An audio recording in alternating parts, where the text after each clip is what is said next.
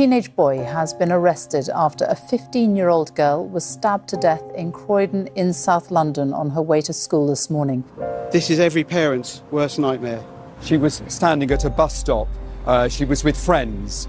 And then suddenly everything changed in a moment.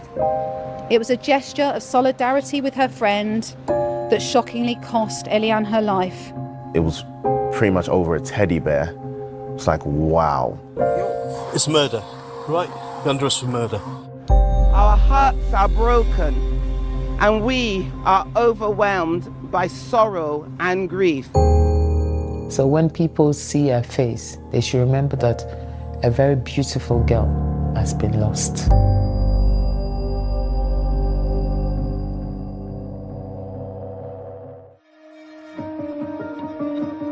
Eliane was born to my sister, and that was the most happiest day of her life. And it was like a miracle that she was waiting for.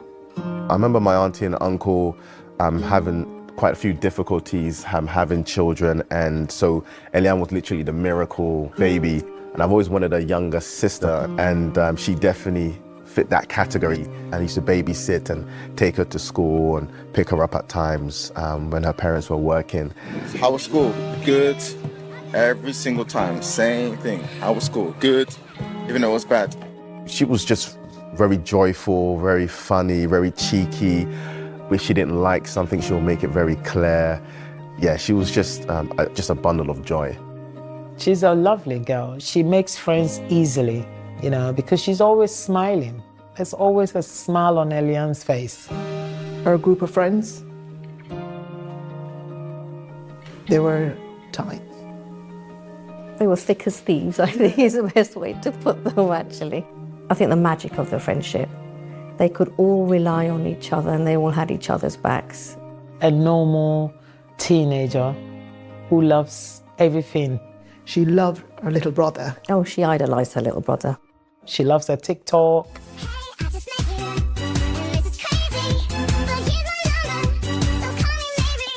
And I just remember the precious moments of me and her with music. I used to do a lot of music back in the days, and she used to be one of my biggest fans. Good tell the world Jesus was Savior. Jesus, I love you so much. She went to church. She was a church girl, you know, and she sings. She loves singing. Even when she's in the bathroom, she's singing. No, she don't see the light that's shining. Deeper than the eyes can find it. Maybe we've made a life, so she tries to cover up her pain. Cover up the way. She'll be asking me questions about the Christian faith, and I was able to answer those questions in a way that a child would understand.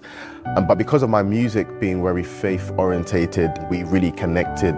She was doing GCSE art, she loved art.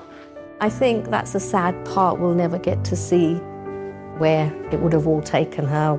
Eliane always wanted to do something big.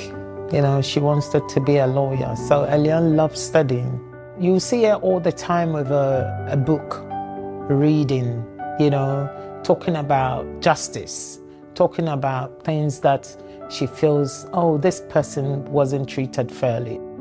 The final time that we saw her, 1:30 on the 26th of September, and she left the classroom, and the last word she said to me was, "Thank you, Mrs. Smith." And that was it. And she left.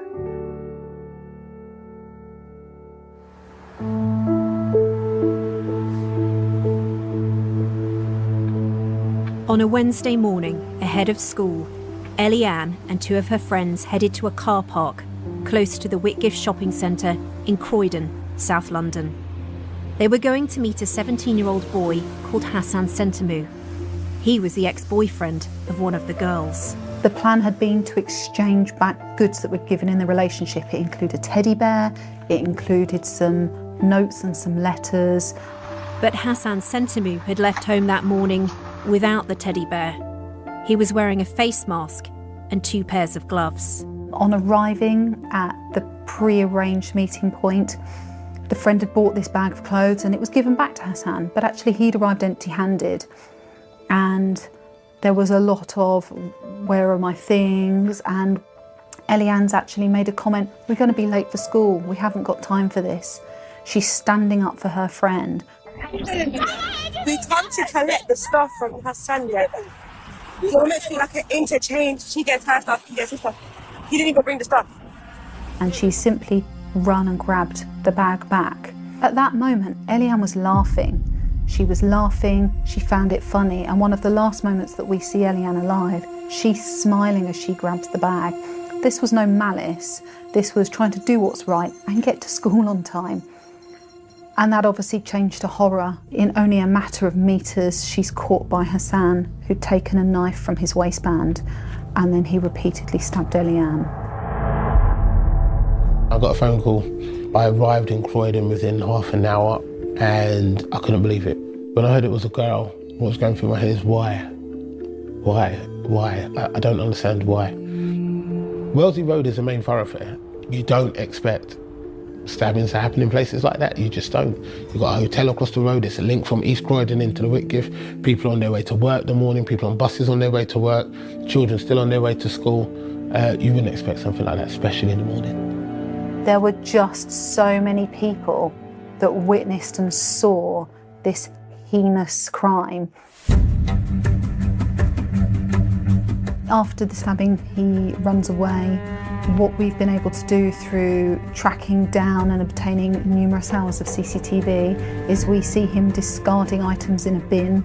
We later find out that that's the 2 pairs of gloves and the face mask that he'd taken out with him.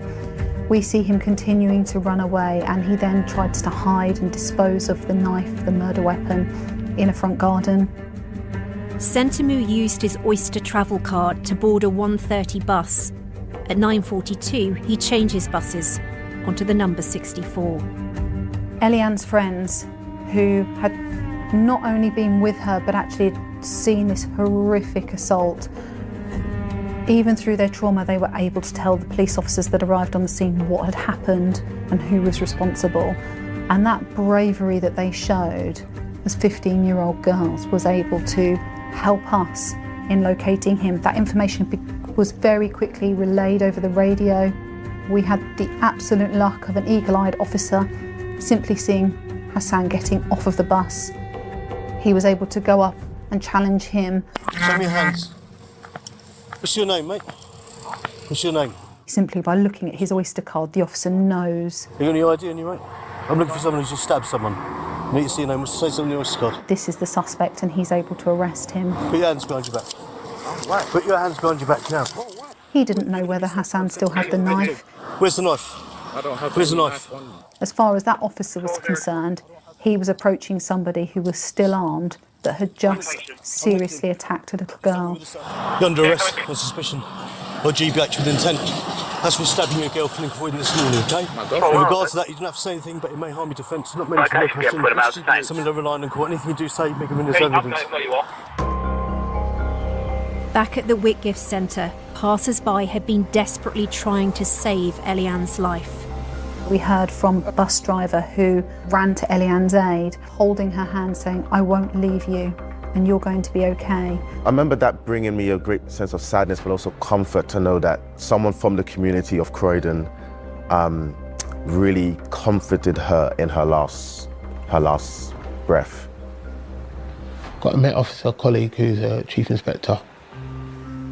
He said, "Mate, we tried." I looked at officers as they were in tears because they tried their hardest on you. They tried their hardest. One of the young girls was so, when she was told that Eliane had gone, that young girl broke, and we had to try our best to keep her calm. Sonia, it was the most devastating thing I've witnessed in years. Eliane was pronounced dead at 9:21 a.m. That news was relayed to the officer who was arresting Sentamu. Hassan, it's murder, right? You're under arrest for murder. My sister called and said something bad has happened to Eliane. So I said, she's in school. So what do you mean something bad has happened to her? What, in the school? And she said no, at the Whitgift Centre. The news that a young girl had been stabbed reached other family members, but they did not realise the victim was Eliane. I was just broken to hear that a 15-year-old girl had been killed in Croydon, and I just I remember just paused and just really felt for the family, you know, what they must be going through and so on, to hear that. And then I started getting loads of phone calls, and I picked up to my sister, and she told me that Eliane is dead. And I remember I just froze. Me and my wife just stood there just weeping. I went on the internet because that's the only thing I could do. And it says a girl has been stabbed in Croydon.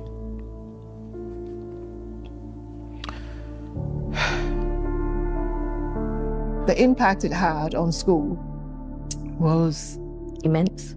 Horrible. Yeah. And you could hear the girls in school, the screaming and the crying. I think all they wanted to do is support each other, and that's exactly what they did the rest of the day. And then as parents came to pick their students up, we let them go because the best place for them was with their parents. I saw my sister with the police, and I knew that the worst has happened to her family. Shortly after 8:30 this morning, we responded to a stabbing here in Wellesley Road, Croydon. Our officers were on scene within 2 minutes of the call being received. They provided emergency first aid along with paramedics from the London Ambulance Service and the London Air Ambulance. Sadly, despite their efforts, a 15-year-old girl died at the scene. This is every parent's worst nightmare. In police custody, officers noted Sentamu was smiling and joking. Asked where he discarded the knife, he gave a false location. And the only other question that he answered was if he wanted to say anything to Eliane's family, and he said no. And everything else he said no comment. Sentamu was charged with Eliane's murder and with possessing a kitchen knife in a public place without good reason. As he was just 17 years old, his identity was protected at that time. He spoke only to confirm his name and date of birth, and his lawyer said there was no indication at this stage which way he would plead. He was remanded in youth detention. We, as a family, are struggling to comprehend this painful tragedy that has happened to our beautiful daughter and beloved sister, Eliane. The day after Eliane's murder, her father, Michael, and mother, Dorcas, visited the spot where she died. Our God, you reign forever. To see the community really support us in our most difficult time was so beautiful to see.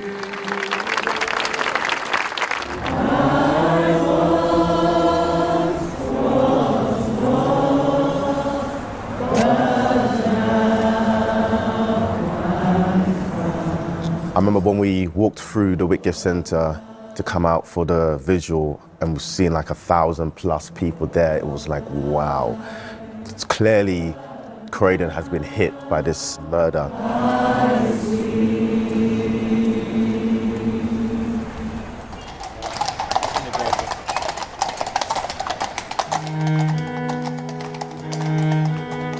We had over 800 people at the funeral, and we had people standing outside, roads were closed. I'm like, wow, this is really honoring to her. In Africa, we say every child is your child as well. And I felt today being here and supporting the family was crucial. Among those paying their respects, the rapper Stormzy, a friend of the family. That day was a very hard day for the family. Waking up in the morning, knowing that we have to go and bury our little girl. She had an infectious enthusiasm for all things good and beautiful. Her passion for music, her eye for fashion, and her commitment to looking and feeling her best all resonated with her charismatic and vivacious personality. The testimonies that we heard was amazing. Some of the things we didn't even know, but people were telling us how incredible, how beautiful, how lovely your daughter is.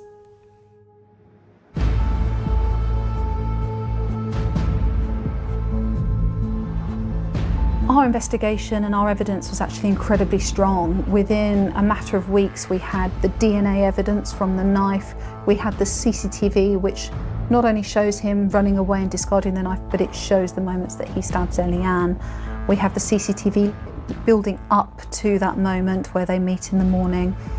We had his clothing, we had the accounts from the witnesses. So we had overwhelming evidence, which meant really he had no option but to admit killing Eliane. A 17-year-old boy has pleaded guilty in court to the manslaughter of 15-year-old Eliane Andam, but he has denied murdering her. There was now no question that Sentamu had killed Eliane, but he insisted it was manslaughter, not murder. Well, prosecutors here at the Old Bailey have not accepted the boy's not guilty plea, and he will stand trial for murder in November. For his defence, what Hassan Sentamu has said is that he had diminished responsibility as a result of autism spectrum disorder. And what that means is that he didn't really have the capacity or the understanding to commit that crime. Sentamu, who'd now turned 18 years old and could be named, did not give evidence at his trial. Instead, the court heard from forensic psychiatrists and from the young witnesses. They were asked about an incident the day before the attack, an incident where Sentamu claimed the girls had threatened him. The jury was shown a Snapchat video filmed at the Whitgift shopping centre. It showed the girls teasing him and throwing water over him. The girls were standing up for Hassan's ex-girlfriend, who's part of their group. She had been disrespected by him. In her opinion, he had said some words that she did not agree with, and she wanted him to say sorry.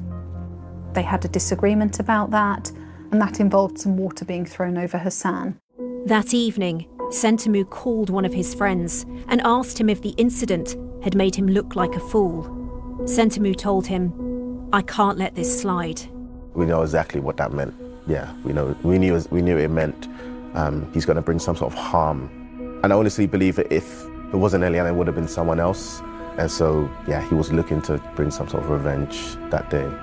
When he spoke to his friend, he said, "I can't let this slide." And I feel that's really chilling. He has sat there, he's contemplated what's happened in the Whitgift Centre with the water, and the following day, he didn't let it slide. He took a knife with him to meet 3 15-year-old girls to hand back over property, including a teddy bear. And as a result of that, Eliane Andam lost her life.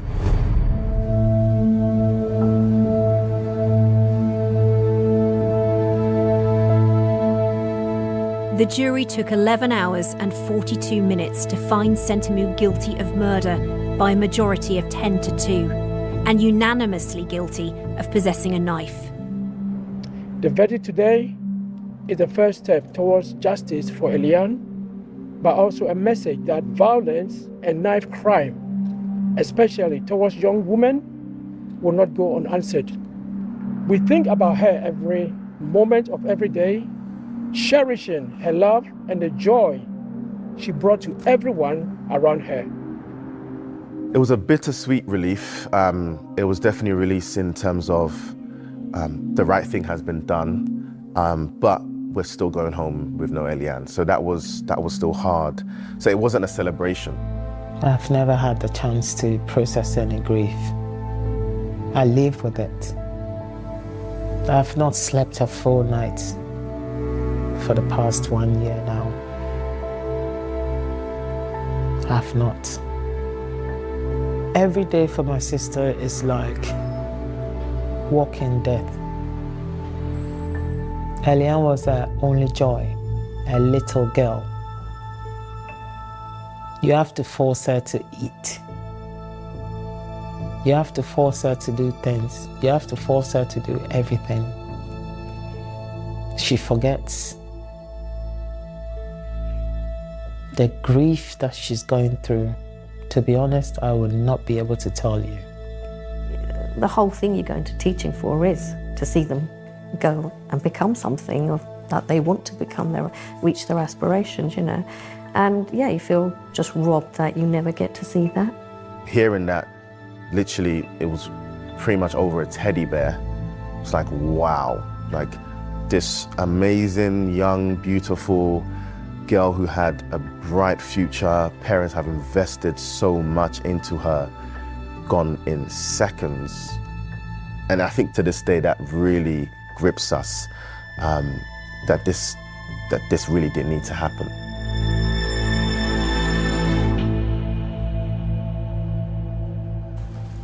Stand up, Hassan Sentamu.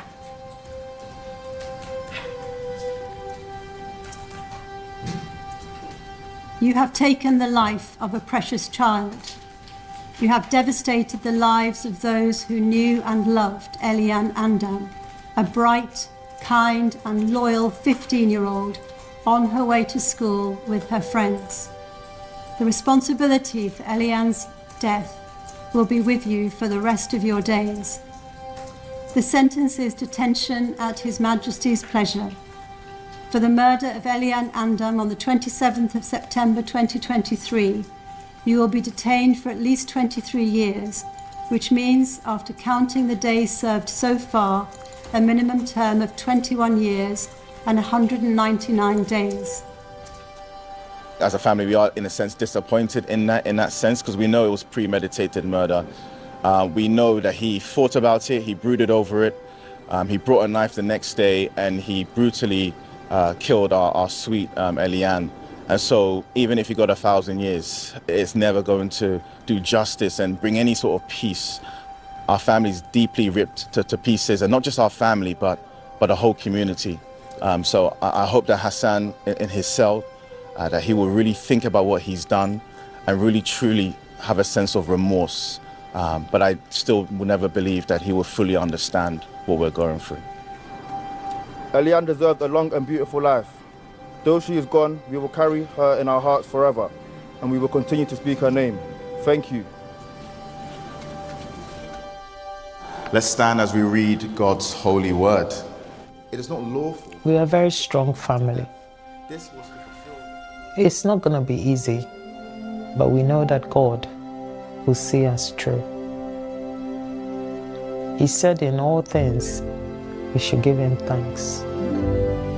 So even in the difficulties of our life now, every day we wake up and thank God for blessing us with Eliane for that 15 years. Alongside their faith, Eliane's family say they're determined to try to help protect other young people by sharing their story. They heard in court how Sentamu had a history of aggression and violence to other children, and had brought a knife into class at the age of 12, threatening to harm himself. And what would have happened if maybe another male just took him by the hands and really invested in him and mentored him, or if other organizations really took him by the wings and said, yes, we recognize you're struggling here, we're here to help you, we're here to listen. I really wonder if maybe my cousin will still be here. This is our child. Enough is enough. Let's drop the knife. Around Croydon, there are many Hassans just walking around Croydon. Young boys who are angry, young boys who are lost, young boys that want to be listened to. But I do believe there are great people in our community, great organizations who are in place that can really help and support these young people. So that is our hope, that we can start early from primary school so that foundation is there from the beginning. No power of hell, no scheme of plan can never pluck me from His hand. On the first anniversary of Eliane's murder, her family unveiled a mural at the spot where she died. We are telling people to put the knives down every time you see the picture of Eliane. That mural is beautiful because it really does reflect Eliane. One of the things she loved, which you'll see in some of her pictures, is that she loved her hair. And so we really wanted to capture that. And that is the hairstyle I remember her having the most. That's what makes that memorial so special, that each person has left their real mark on that tribute, and it's so personal. So it's hopefully a reminder as people walk and drive through one of the most busy parts of Croydon to just stop and think of the impact that knife crime has on this community. I like people to remember Eliane as a most beautiful girl. A girl that lived a life to fight for people, to love people, to just be there for friends and family. I want people to always know that the Eliane that we lost was very precious to our family, my sister especially. So when people see her face, they should remember that a very beautiful girl has been lost.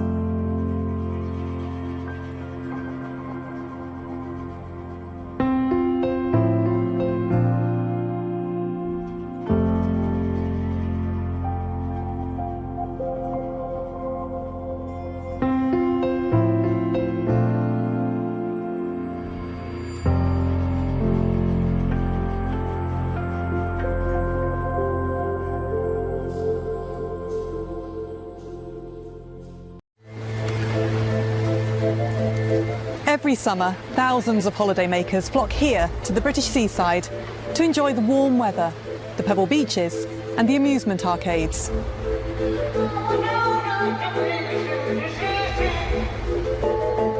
But there's another side to these shores, a sinister underbelly of violence and murder, where sins are washed away in the tide and where the seafront is stalked by sadistic killers who, like the ocean itself, have no respect for human life. My name's Dr. Nell Darby. I've written extensively about the history of crime, researching the reasons why people kill. Over the course of my career, I've developed a keen eye for spotting trends in a killer's behaviour. Nowhere are these trends more striking than in the not-so-sunny seaside towns of Britain's coastline, which have always seemed to attract an extraordinarily high number of murderous rogues. In this series of Murder by the Sea, I examine a selection of chilling new cases, many of which have never been featured on television before. Join me on a journey to the cliff's edge, where the land meets the sea, and where life meets death.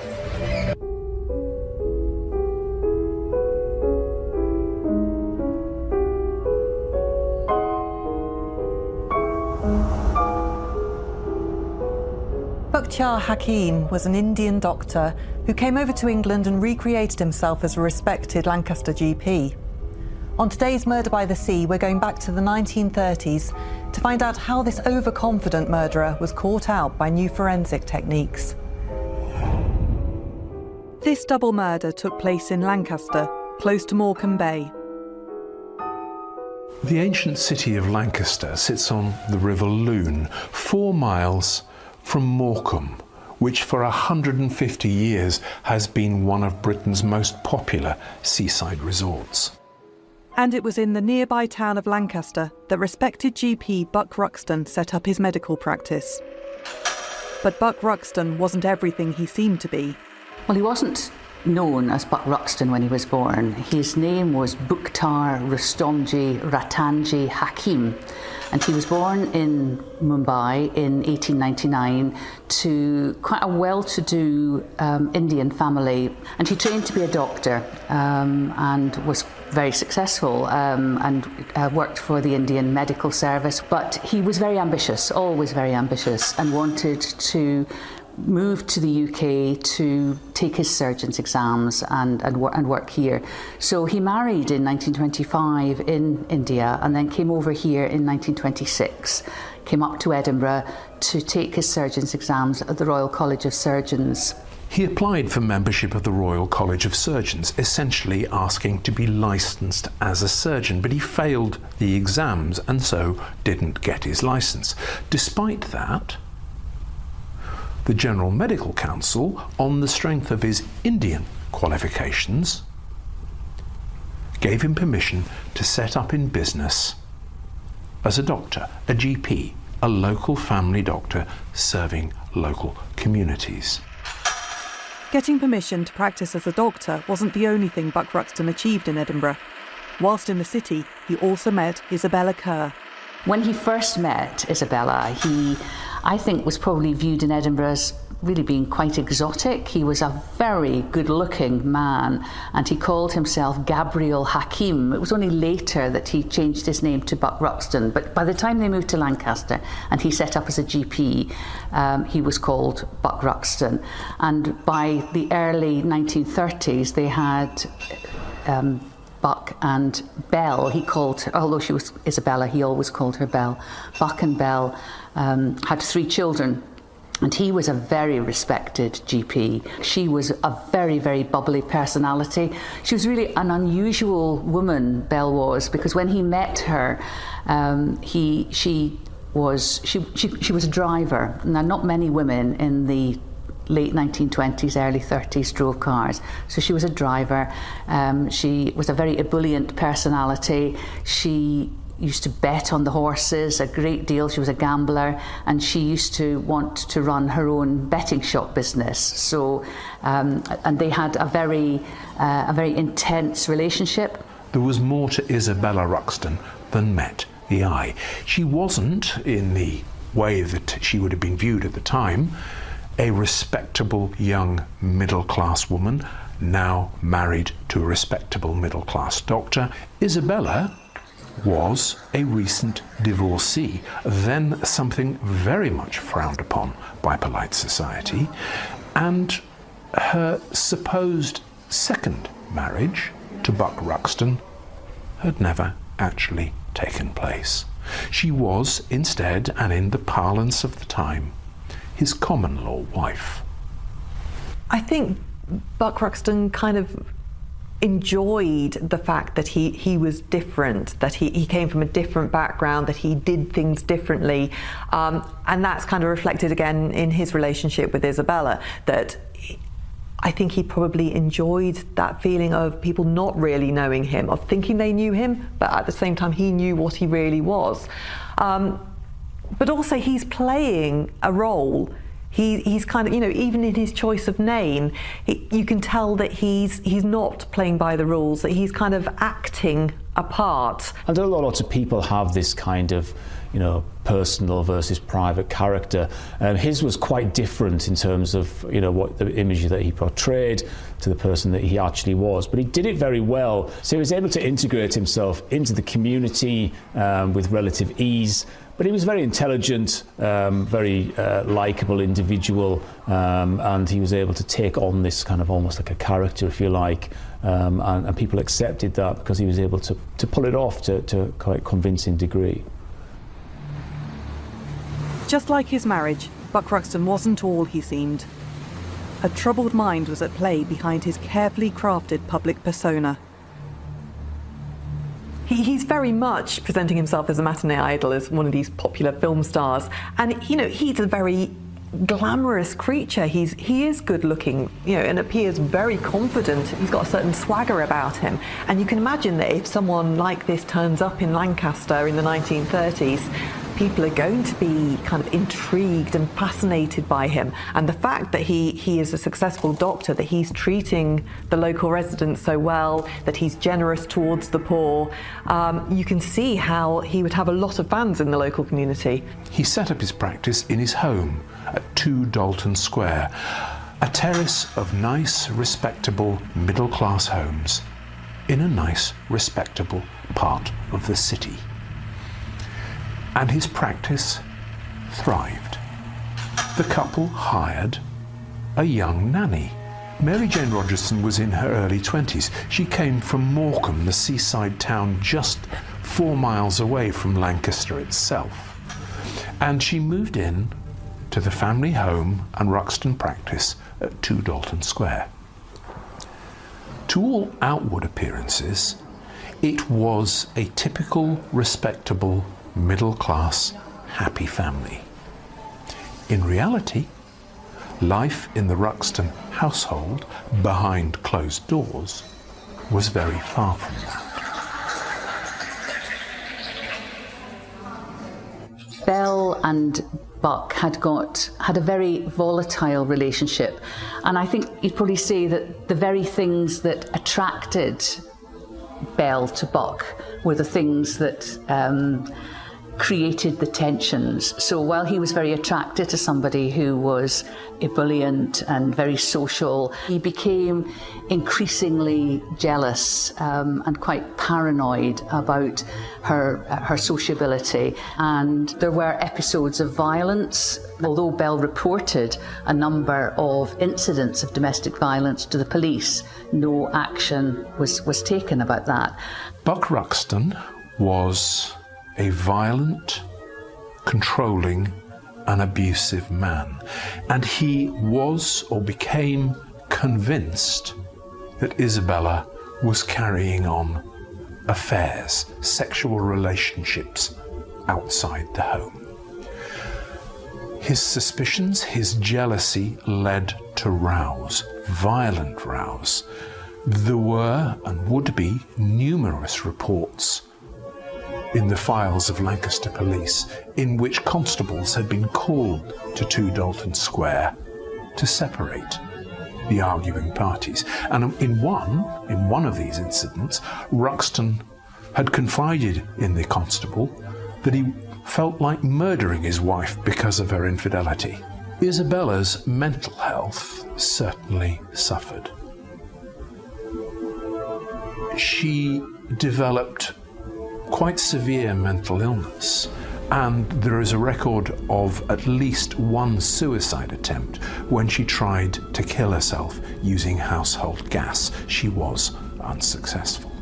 It feels like a very typical household for the time. You have the man who has the respectable job, and then you have the wife who's got the children, the childcare responsibilities. And yet it's not a typical situation, in terms of Isabella not being his legal wife. They are living together. She has had his children out of wedlock, which at the time, was still not what you did, particularly as a middle-class individual. So they are appearing to be this typical family, but actually they're not stereotypical. And I think that explains a lot about the relationship between them. It's an uneven relationship because Isabella risks, if the situation regarding her and Buck not being married is made known, that makes her vulnerable in society. So he has this position of power over her, because it wouldn't be the same for a man who's exposed as living with a woman who's not his wife. A lot of the criticism would go towards Isabella. So she's immediately in that kind of vulnerable position where she has to kind of go along with whatever he does to maintain that semblance of being a respectable married couple. Buck Ruxton is a fascinating individual to study.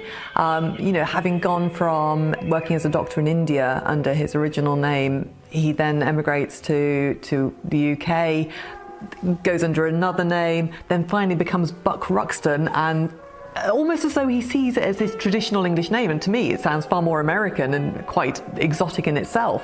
But he has this idea of what it means to be British and a success story, and so he kind of creates a stereotype and tries to act as though he is this very English creature, a very English doctor, but it's all a complete myth. So within this life that he's created for himself, there are some cracks which start to appear between him and his wife, and this character that he's created for himself, this lifestyle that he's created for himself, is starting to show that it's not quite all as a bed of roses that he's tried to portray. So in this situation, what he's trying to do really is limit the possibility of this all going wrong for him, and his wife having an affair would certainly have started to expose him certain flaws in his character and flaws in this narrative that he's created around his lifestyle. It became much more difficult for him to control his increasing paranoia. He particularly felt that Belle was having an affair with a young solicitor who worked for the council. Now, there's no evidence that he was at all. Bell was making a trip to Edinburgh with the solicitor's family, and a row ensued about that. And in fact, Buck followed them up to Edinburgh, drove up behind, well, a couple of hours later, I guess, up to Edinburgh. And there was a big row at the hotel where they were staying, and he left. But he simmered on that, and I feel that the incident that weekend contributed to the events the following weekend.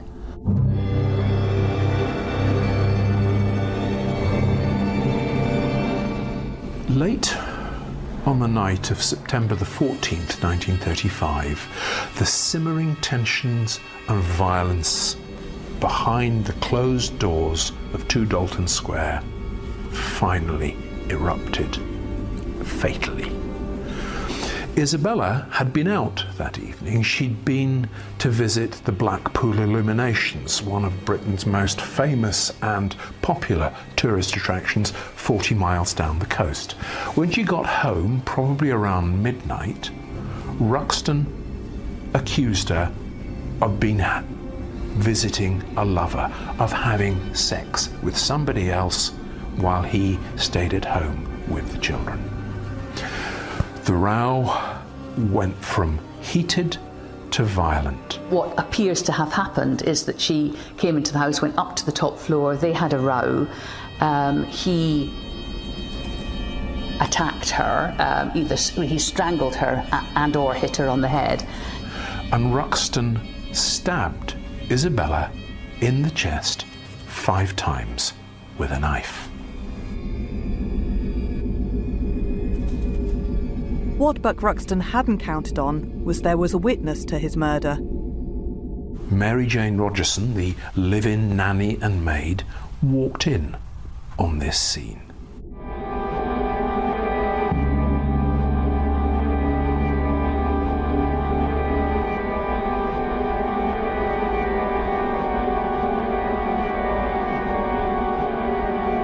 Having walked in on this dreadful scene, Mary's fate was sealed.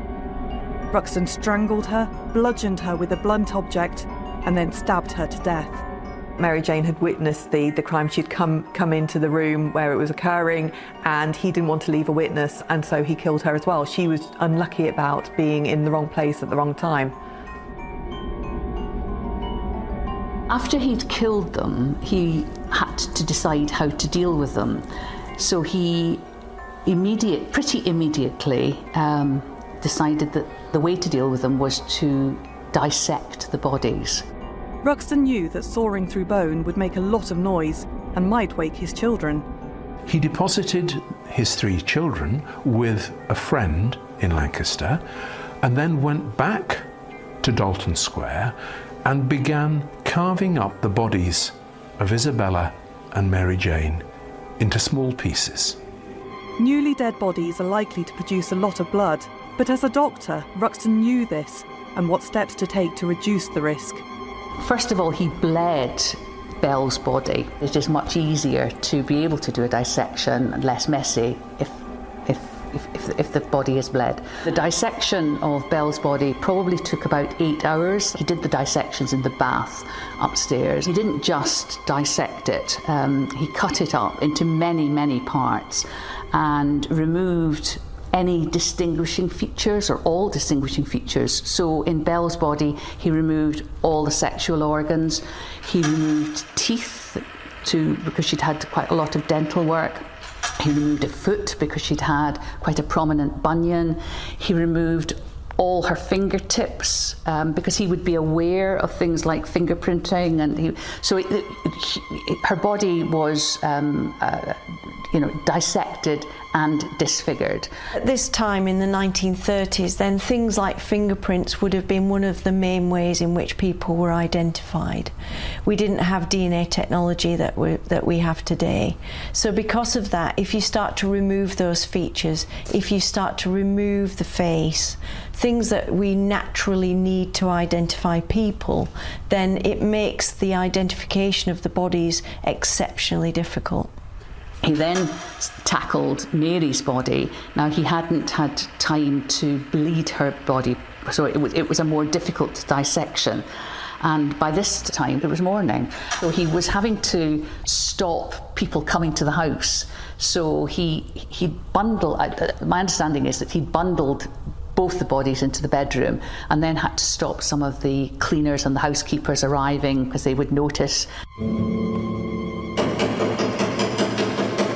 Whilst Buxton could put off the cleaners, one thing he couldn't stop was the delivery of his daily paper, the Sunday Graphic. When he answered the door, it was evident that he had a nasty gash on his hand, which he explained away as having cut himself whilst opening a tin can. When he went back to continue with the dissection of Mary's body, he was quite harassed and he'd had a large cut to his hand. So the dissection of her body, although it was still significant, was not as expertly done. But having said that, he still removed a lot of body parts, and he significantly, with Mary's body, she had got a birthmark on her leg, and he removed the skin that might indicate where that birthmark was. So, he was clearly thinking ahead about and minimising what might happen if these body parts were found. Certainly having that surgical knowledge would have allowed him to perhaps disconnect himself from the act of dismemberment, because he would be familiar with the anatomy and familiar with the sight of blood as an example. So I'm certain that gave him some kind of objectivity and to approach this in a much more methodical way than perhaps a chaotic reaction to a death. Certainly this isn't something that people can do lightly. It's not even people who are trained as doctors and surgeons to cut up the body of your wife and your maid is not something which is easily done in terms of the emotional attachment. But what it would show really is that he has this kind of callous disregard for these people, even though he's murdered them. And it could be in a fit of rage, it could have been a premeditated incident, but still he has no regard for them as people, and it's just something he's going to get rid of, just like he would his rubbish. I don't think he loved Isabella. He liked doing this pretense of being a happy British couple and a family. It was all for appearances. There was no real love there at all. And it is quite shocking that once she is dead, once Mary Jane is dead, he treats their bodies so emotionlessly. There's no care for them at all. They are simply an object that he needs to cut up. It's not like they were real at all. And it is quite horrific when you read about what he did to them after death. And you think, how can somebody treat humans like this? Especially when they're people you've lived with, who've shared your home and your life for so long. And it really says something about him and his mentality and what made him him. Because it's shocking reading about it nearly a century later. The aftermath of the murders I find more revealing about who Buck Ruxton really was than the murders themselves. The fact that he could take between 8 and 11 hours to methodically dismember the bodies, to drain them of blood, to take such a long time. So he's cutting them up very methodically, very carefully. He's not rushing the job. And actually this exposes him, it helps convict him, because he is using the professional skills he's learnt to get rid of these bodies. Having dissected the two corpses, Buck Ruxton now set about disposing of the body parts. He's got a lot of body parts, and he's got a lot of other stuff which is associated with bodies. So he tried to there was a lot of stuff that went down the drains. He tried to burn parts in the back garden. He tried to burn bits of carpet. He'd gone out and bought petrol to burn body parts. So he was trying to get rid of bits. He then wrapped them. He wrapped these pieces in the Sunday Graphic newspaper and in a bedsheet, and he even wrapped one portion in the romper suit belonging to one of his children. He then told the charwoman, who would normally come in to clean later that day, not to come in because Isabella and Mary Jane had gone away. After that, he ripped up all the carpets which were soaked with blood. After doing all of that, he put the portions of Mary Jane and Isabella's body into his car and drove north across the border to the little town of Moffat. Loaded the body parts into the back of the car and drove from Lancaster up to the town of Moffat and stopped at a place called Gardenholme Lynn, which is a little bridge over. Lynn is a Scottish word for waterfall, so there'd be quite a fast-flowing waterfall, quite a lot of water flowing underneath this bridge. So he parked the car and threw all the body parts over the bridge. The Lynn at that time was in spate, so it was a huge amount of water, so he would assume that those body parts would all fly away and then go down into the River Annan. In fact, the way that spates work in that part of Scotland is that the water goes as quickly as it comes. So when he threw the body parts over, there was lots of water. You know, within 48 hours, those body parts would be scattered up the side of the bank.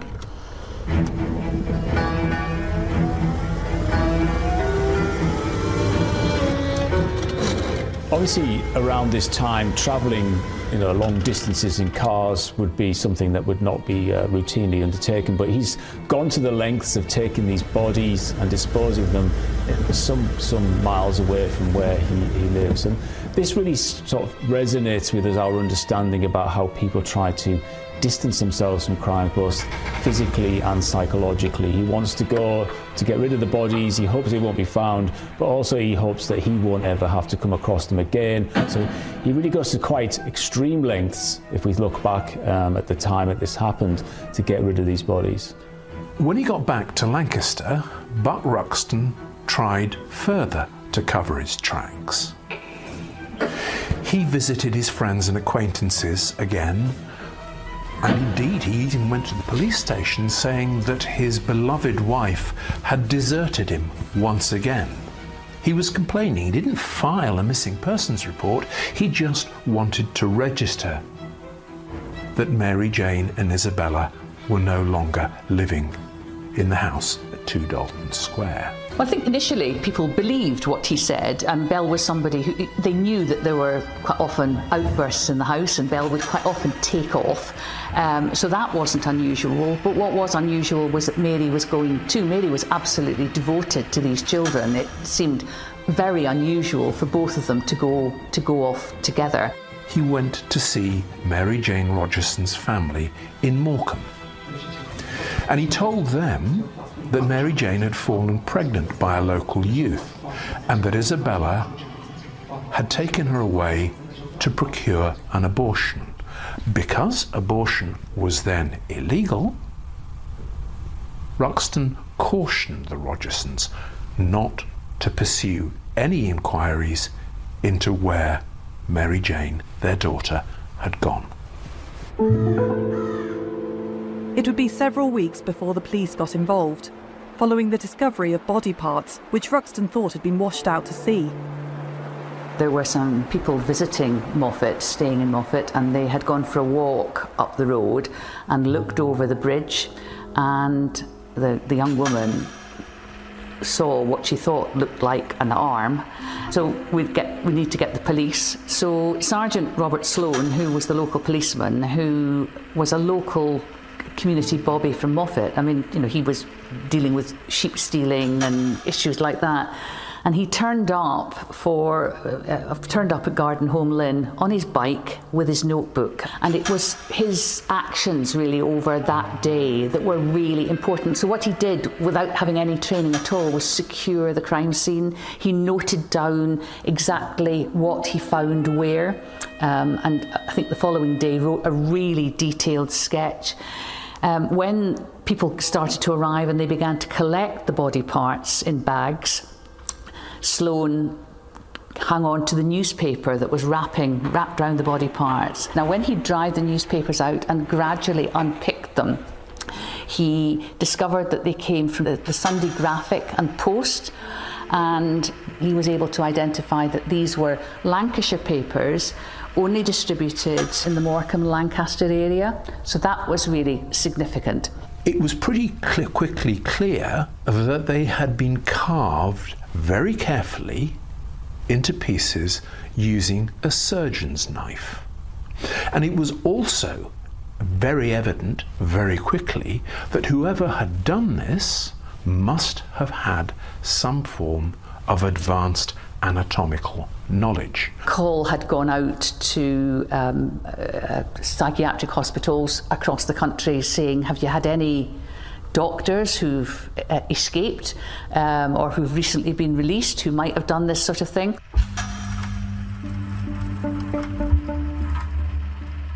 People were warned to be on the lookout for a mad doctor, which sums up what Buck Ruxton was. You know, he was mad, he was a doctor, because you think, well, there must have been an element of psychopathy about what he did.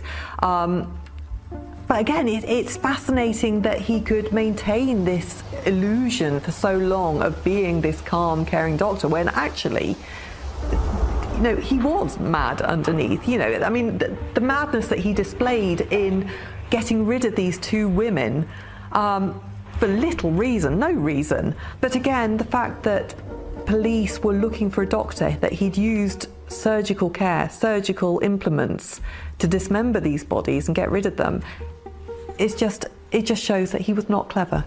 The people who ultimately raised a concern in relation to the police were Mary Rogerson's parents, who were concerned because she hadn't been in touch with them, and Ruxton had said that they had gone and that Mary had been pregnant, and they just didn't believe that. So they reported her missing to the police, but surprisingly, actually, the police in Lancaster didn't do anything about that. But what Mary's parents did do was to put a missing persons notice in the papers for their daughter, and this led to a major breakthrough in the case. One of the detectives in Glasgow had seen just one of these wee entries in the Glasgow paper, which the Rogersons had put in, saying our daughter Mary is missing, and she's been missing since the middle of September, and she worked for Dr. Buck Ruxton in Lancaster. And that was one of those kind of light bulb moments. So that was Lancaster. They had the papers who were in Lancaster. And there was one other incident that led not only to Lancaster, but one which placed Ruxton in the Moffat area, where the body parts were found. Buck was driving north to Moffat, and he knocked down a cyclist. Now, the cyclist wasn't injured, but the cyclist had the presence of mind to note down the registration number and told the police there, and they phoned it through to the next town. So as Buck was going through the next town, he was stopped by the police. He said he'd driven up to Carlisle to a meeting, and he was coming back, and he had to get back for patients, and so the car wasn't searched. But significantly, what that did do was log him on that road, on that day, in that car. Ruxton had made one other error, which would point the finger of suspicion at him, and this related to how he'd wrapped up the body parts. They took the clothing that had been preserved, and they took the blouse to Mary Rogerson's parents, and Mary Rogerson's mother recognised the blouse because she'd done a little repair under one of the armpits, so she positively identified the blouse. And the children's clothes were positively identified as well. Mary had taken the children off to visit somebody, and the lady had given her a bundle of clothes, and the police visited this lady, and she positively identified a pair of children's rompers. So they felt they had enough to bring Buck Ruxton in for an interview. He told a pack of lies. He repeated the claims that Isabella and Mary Jane had gone away together, and he denied any knowledge of what had happened to them, where they might be, much less that they might have been killed. So within the character that he's created for himself, he's a doctor, he's got a high esteem in the community, and he's very well respected. And he certainly starts to rely on that and believe that that will get him through any advances that the police try to make in terms of investigating the crime. And this is something that he really actually believes is going to get him out of trouble here. He can't quite believe that he could come under suspicion because he sees himself as this respectable pillar of society, and therefore he should be beyond reproach. And it says something very strongly about his personality, that his main concern when the police were sniffing around was that he didn't want his business to be spoilt by rumours or by gossip. That was his priority, that he wanted to maintain his own image and he didn't really care about anything else. It's interesting how he tries to dispose of the bodies, because he makes simple mistakes in terms of how he wraps the bundles up, sort of using clothing from the dead women, using a newspaper that can easily be identified as only being sold in his local area. So it's clear that although the bodies have been disposed of in Scotland, that they're not from Scotland. So he makes these kind of rookie errors, and yet he's so careful about removing anything that could identify them, but they can still be identified. So he's an interesting combination of thinking he's very, very clever and yet not being as clever as he thinks. Although the circumstantial evidence was compelling, the police couldn't identify the bodies, and they didn't know how long they'd been there. But this is where cutting-edge forensic science of the day came into play. This case is an absolutely fascinating case forensically because it uses a lot of pioneering technology and techniques that we kind of take for granted today. Because the bodies, or the portions of these bodies, had been submerged in water, traditional methods of estimating the time and date of death were always going to be unreliable. And that is where the new science of forensic entomology came in. Forensic entomology is the study of insects and how their life cycles can be used to determine the time of death.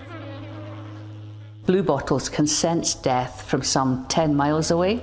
So when the body parts are dumped, in comes the bluebottle, lays its eggs in the body part. If you can identify how old these larvae are, you can pin when the body parts were dumped. And that's what Alexander Mearns did. So he was really clear that these body parts were dumped around the 16th or the 17th of September. And that was hugely important. That's the first time that entomology had been used as part of a murder investigation in the UK. Once they started to recover the body parts, then there is a lot of information that we can start to put together based on our observations about things like bone structure, their skeleton, the pelvis, the skull. And forensic anthropology is a really key area in this case. It's helping them to understand the sex or the biological sex of the individuals concerned. It's helping them to estimate their age and their physical characteristics. And so collectively those kind of features help us to understand that these could be the missing individuals in this case. Ruxton's dismemberment of the bodies was designed to hide their identities. Aware of the importance of fingerprints, he removed any identifying evidence. However, with their prime suspect in custody, the police could access the Ruxton household. So the first person that goes in is the fingerprint expert, who's called Hammond, who's been seconded down from Glasgow. Now, what he's got is a really difficult job. He's a fingerprint expert, but remember that Buck Ruxton had removed all of Belle's fingertips, so there were no fingertips for Belle at all. Mary's fingers were really badly decomposed, but he was able to clear away the degraded epidermis and get down to the dermal layer, the layer underneath the epidermis, and take a print of the dermal layer. Now, this had never been done before. They'd never taken a dermal print which they could then match. So he was very keen to get in to the house first before other people started clattering around, making a mess of things. And he took lots of prints, and he was able to get prints which there are a corresponding number of points that you have to find on a print which have to correlate with the print on the finger, and he was able to do that. But they wanted to get a second opinion, so it was actually sent to the FBI over in the States to get a second opinion on this. The FBI said that this was indeed a positive ID, and J. Edgar Hoover wrote to the police in Scotland saying how impressed he was that this was a forensic first, using a dermal print to do this. Although the fingerprints had allowed the police to identify Mary, they were still struggling with the other body, which they thought could be Isabella. To help them, they used yet another groundbreaking forensic technique. She had very strong features, she had a very strong jaw, and they'd managed to collect some photographs from Ruxton's house in Lancaster, and they had a very, very good studio photograph of her that had been done by a professional photographer. And so they had this idea of taking a photograph of the skull that they had and superimposing it on top of the studio photograph to see if there was a match. And that was an absolutely striking, that could not have been anybody else. That was such a striking match. There were other things they did forensically too. They took shoes from the house and were able to take the feet and show that they were a match for the shoes. Ruxton came to trial in March 1936. And the newspapers and the public were engrossed by the massive evidence against him. However, inside the courtroom, things were not that certain. Faced with the gallows, Ruxton turned on a charm offensive. He's developed this ability to come across to people as very convincing, very authentic, and he's done this very successfully in the courtroom itself, because the jury really believed that actually he was not responsible for the murders, and without the forensic evidence, it's likely that they would have remained convinced that he was not involved in this crime. I think the role of forensic science in this case is quite astonishing, because a lot of the techniques that were applied were techniques that weren't necessarily run-of-the-mill, and the fact that they were able to almost rewind the tape, not only on the murder but also piecing together these individuals, was really powerful. And so I've got no doubt that when this case was at trial and the forensic evidence was presented, it would provide a very compelling picture about what happened to these two victims. At the trial, there were over 200 exhibits that the prosecution had introduced, and the prosecution provided 106 prosecution witnesses. The trial lasted 11 days. Apparently, it was the longest criminal trial in British history. There was one witness for the defence, and that was Buck Ruxton. The jury took an hour to take its verdict. So 11 days of evidence, of this meticulous evidence, and the jury just took 1 hour to find him guilty. The judge donned the traditional black cap and intoned the only sentence allowed by law. You shall be taken from this place to a lawful prison, and thence to a place of execution, where you shall be hanged by the neck until you are dead. May the Lord have mercy upon your soul. In May 1936, Buck Ruxton was hanged at Strangeways Prison for the murders of Isabella Ruxton and Mary Jane Rogerson. Buck Ruxton wanted to maintain his image to the last minute. The fact that he wanted to go to his death in his best suit with his hair beautifully gelled back, I think sums up the character that he was. It was all about appearances. From an early age, he wanted to be seen in a particular way. He wanted to be viewed with admiration by people, and even as he was about to be executed, that desire stayed with him. There was one last twist to this baroque, complicated, convoluted saga. On the Sunday after Ruxton was executed, the News of the World published his own confession. He had given this, a handwritten confession, to the News of the World on one condition: it could only be published after his death. But those who followed the case closely do not believe the confession to be real. My own sense about that is that Buck Ruxton he wanted to fit in. He wanted to be an English gentleman. He wanted to be a respected doctor. And that everything that he did was about preserving that part of himself.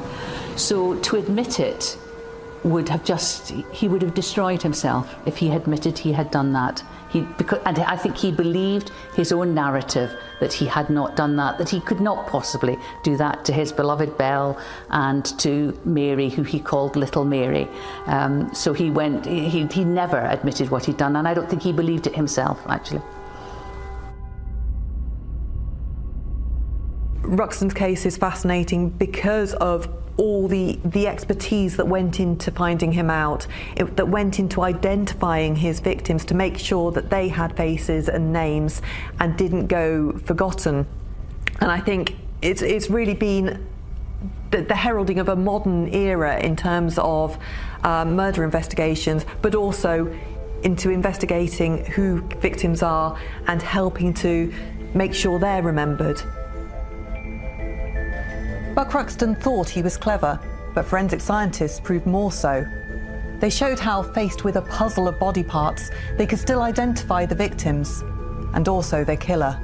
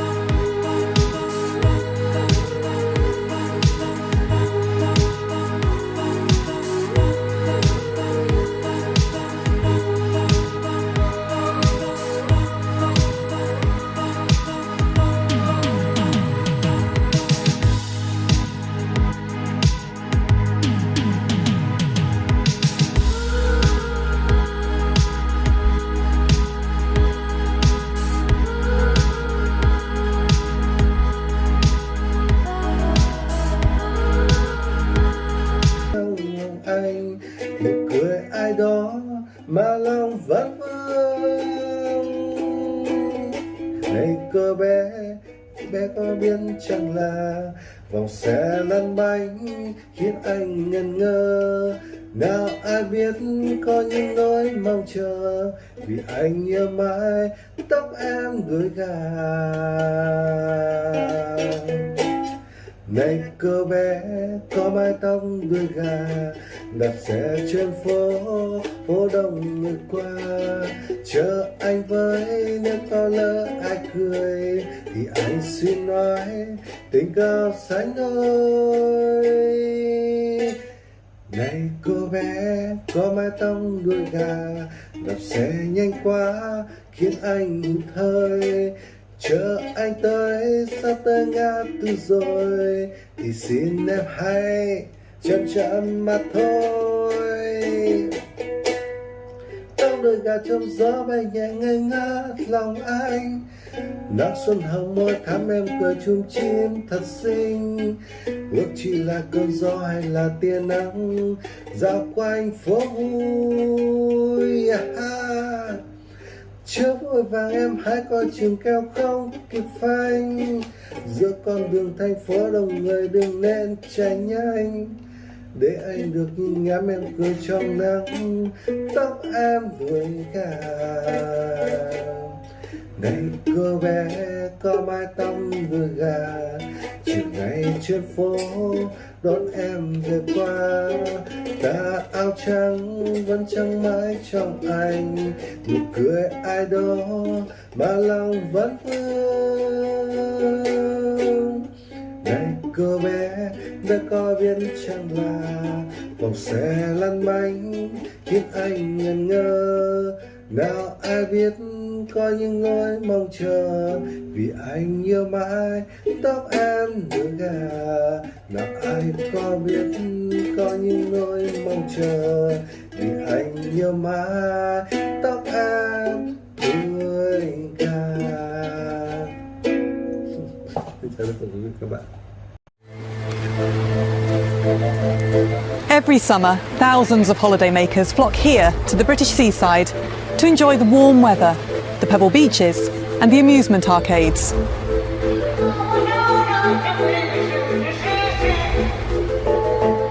But there's another side to these shores, a sinister underbelly of violence and murder, where sins are washed away in the tide and where the seafront is stalked by sadistic killers who, like the ocean itself, have no respect for human life. My name's Dr. Nell Darby. I've written extensively about the history of crime, researching the reasons why people kill. Over the course of my career, I've developed a keen eye for spotting trends in a killer's behaviour. Nowhere are these trends more striking than in the not-so-sunny seaside towns of Britain's coastline, which have always seemed to attract an extraordinarily high number of murderous rogues. In this series of Murder by the Sea, I examine a selection of chilling new cases, many of which have never been featured on television before. Join me on a journey to the cliff's edge, where the land meets the sea, and where life meets death.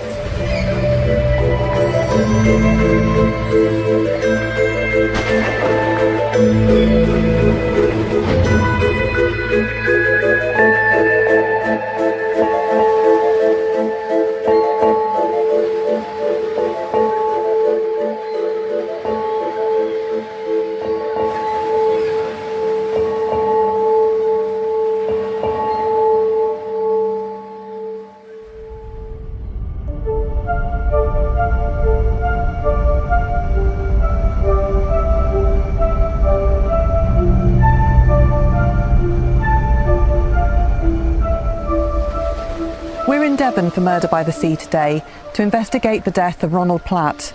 Platt's killer dumped his body at sea, never expecting it to be found. But when it was, a watch would identify both victim and murderer.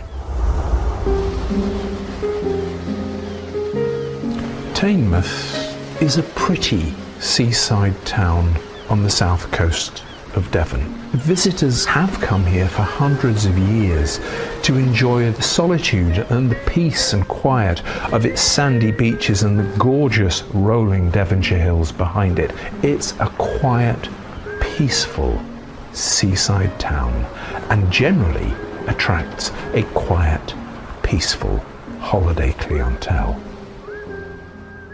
It was a typical seaside resort, busy in the summer, tailored off a bit during the winter. Bit of drugs problem, a lot of travelling criminals coming down there.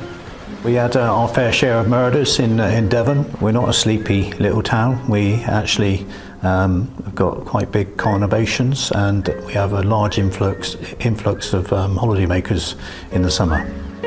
Torbay was a division that sat within the Devon and Cornwall Police Force area. 3 main stations of Brixham, Penton and Torquay itself.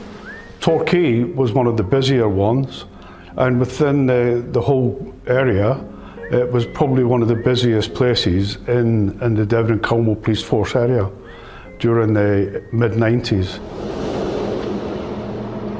On July the 28th, 1996, the crew of the Malkerry, a fishing trawler working the seas off Teignmouth in Devon, pulled up their nets and made a horrifying discovery. It was a hard area to fish because we know the seabed was very rocky. It was difficult for fishermen to put their nets down because they tended to get ripped. So the fishermen who'd gone out that day had already had 2 attempts to fish with no luck. And so it's kind of a fluke in a way in terms of going out on your final trip of the day with your special net and then finding a catch, but it's not fish. Trapped in the hall was the body of a middle-aged man. And the story of how he came to die in the seas off the picturesque little town of Teignmouth was so Byzantine that it is one of the strangest and most remarkable cases of murder by the sea.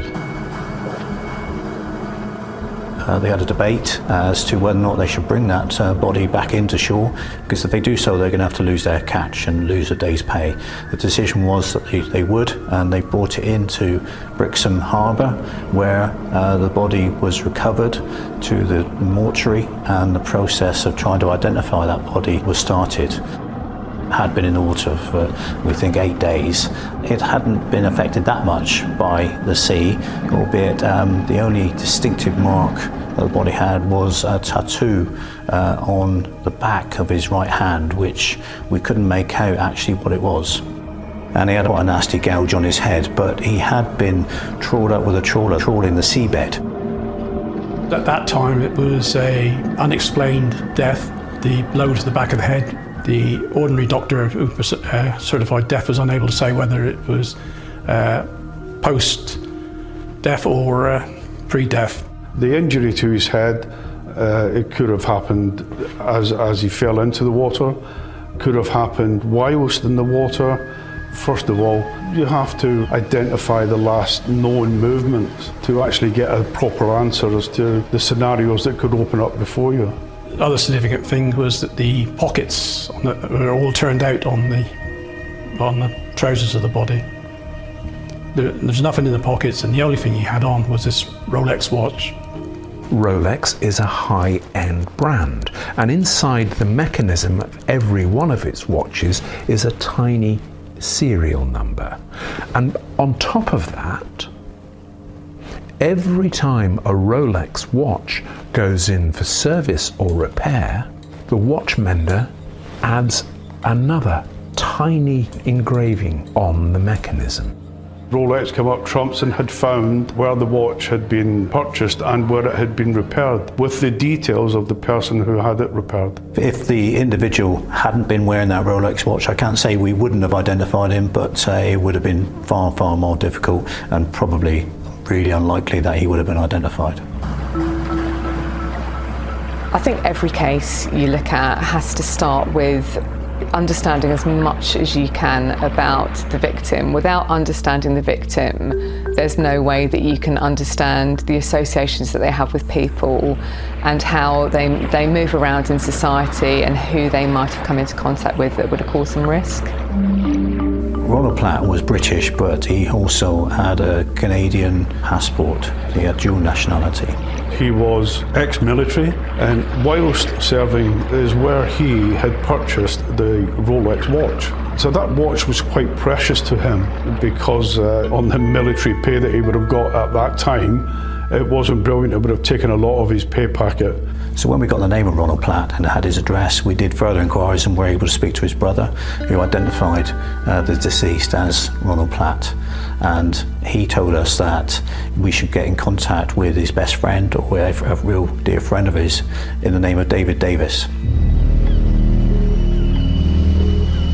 In 1991, a smartly dressed man with an American accent walked in to an art valuation house in the little town of Harrogate, north of Leeds in Yorkshire. He introduced himself as David Davis. He said he was a businessman from London and he was planning to move up to Yorkshire. He got talking to Elaine Boyce, a 39-year-old woman who worked in the firm, and very quickly they struck up a friendship. Elaine lived with her boyfriend, Ron Platt, in Harrogate. Over the ensuing weeks, Davies inserted himself into the couple's life. Very quickly, he offered Elaine a job. But she told David Davies that she wouldn't be able to do the job for long. She said, "Within 2 years, Ron and I are definitely going to Canada, and that's where we're going to make our lives." "Not a problem," said David Davies. He suggests to Elaine and Ronald that they go into business with him. And this is an excuse really to start slowly adopting Ronald's identity over the next couple of years by saying that he needs various documents of his for business reasons. And so he creates this world where they are dependent on him, slowly inveigling himself into Ronald Platt's life with an aim to take it over. He didn't want to put his own name on the business. He would fund it, but it would have to be their names on all the paperwork. They had by now fallen for David Davies completely and saw no problem, and they signed the paperwork.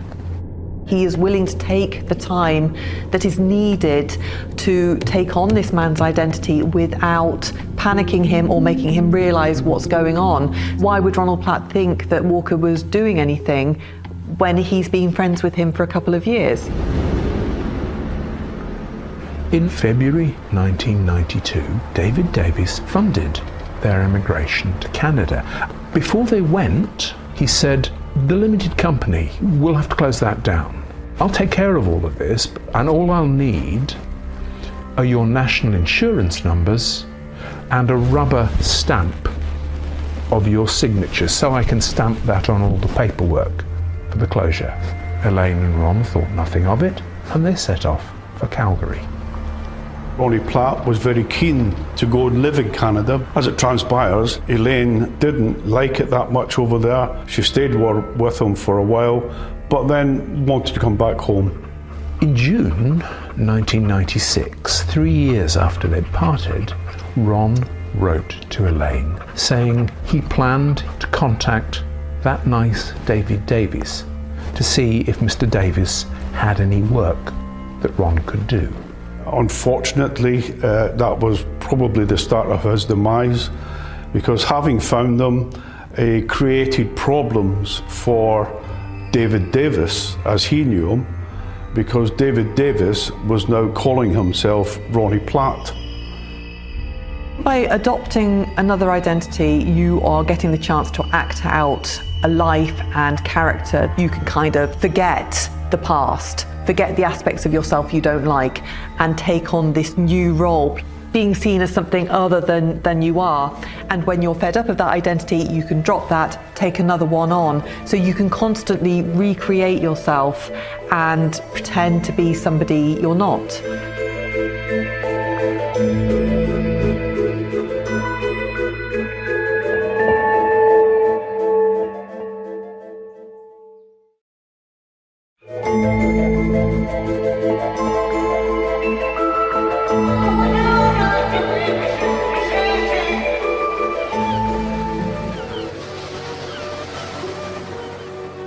David Davies was living as Platt, and that was fine while there wasn't another Platt around. Obviously, as soon as you've got two Platts together, people are going to realise that, well, only one of them can be the real one. So what do you do in that case?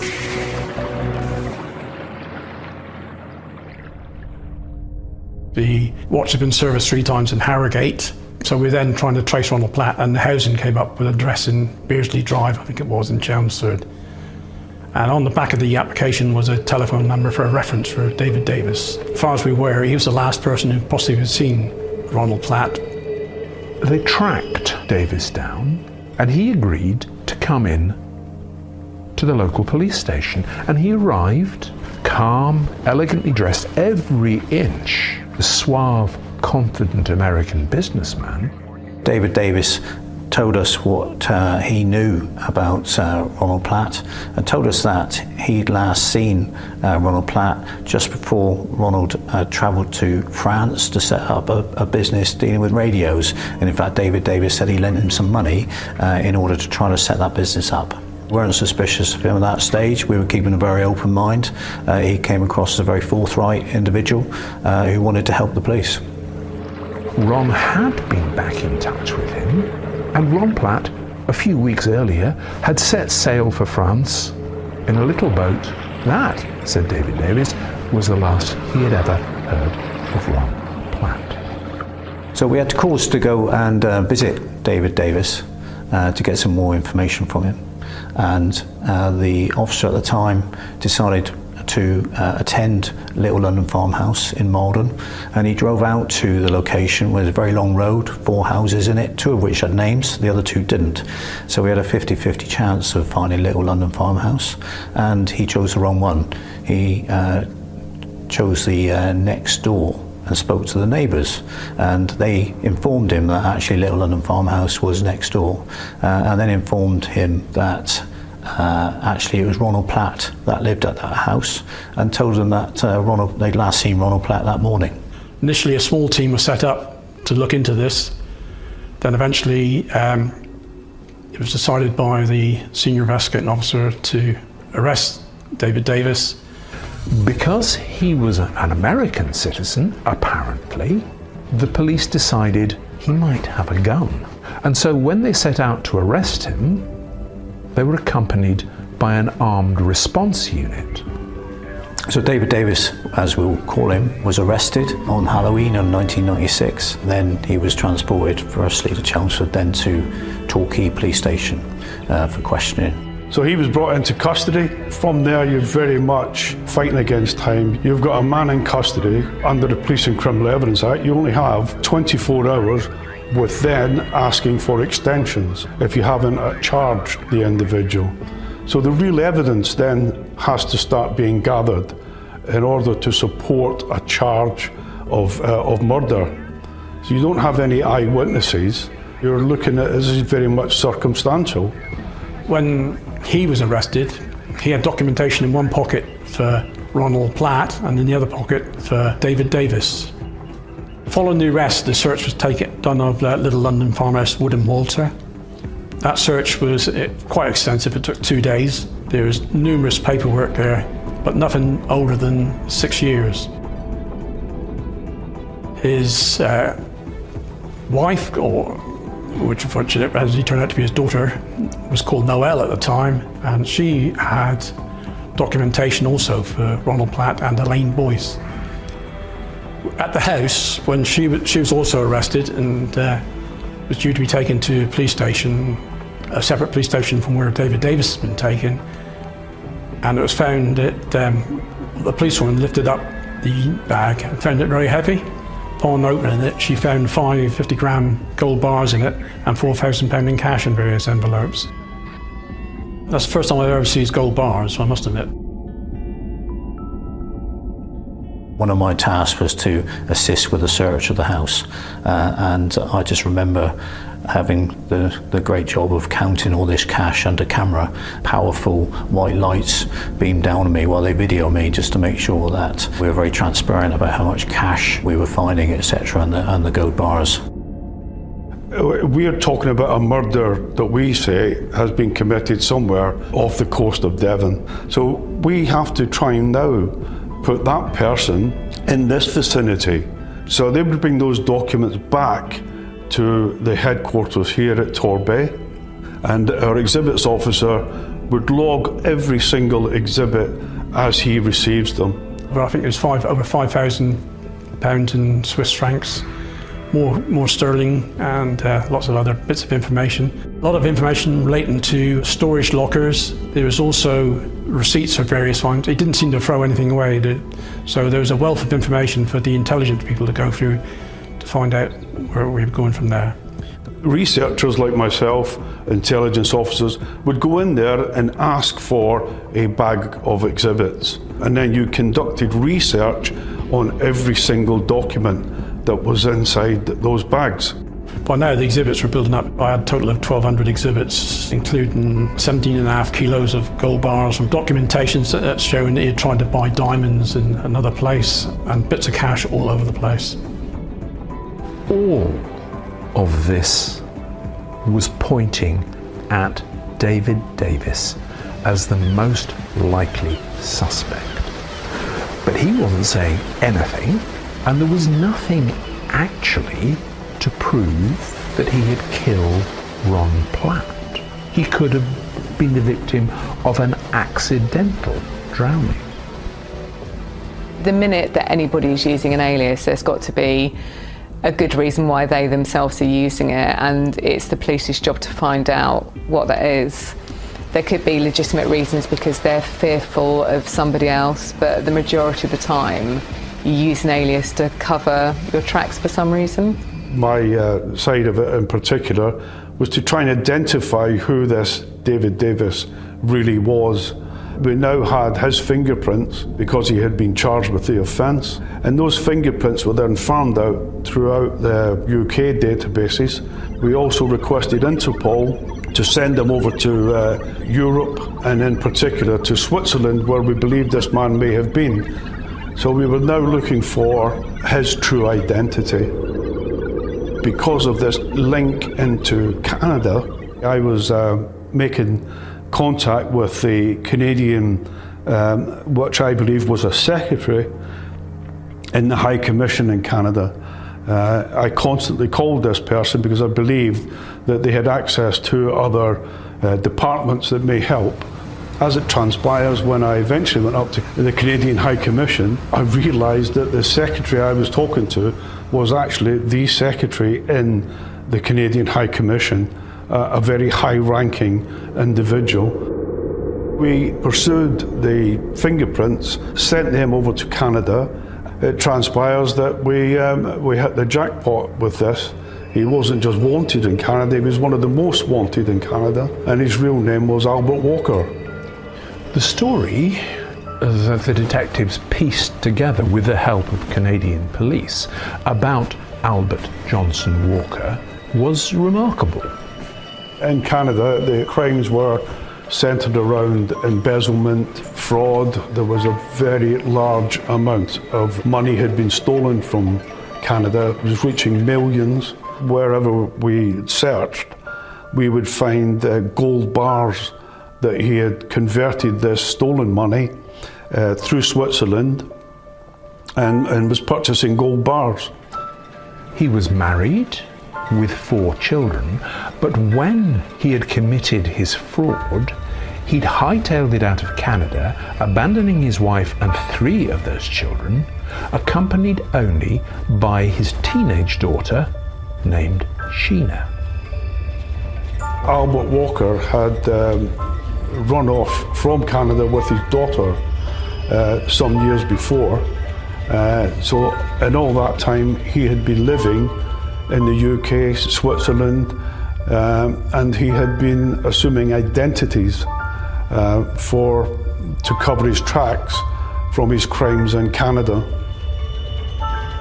On the surface, you think, well, he had no need to become a criminal. He was a successful financial advisor in his home country, Canada, and in fact had actually adopted his first alternative identity while he was still in Canada by taking the identity of one of his clients as a means to open a bank account in that name and hide money in there.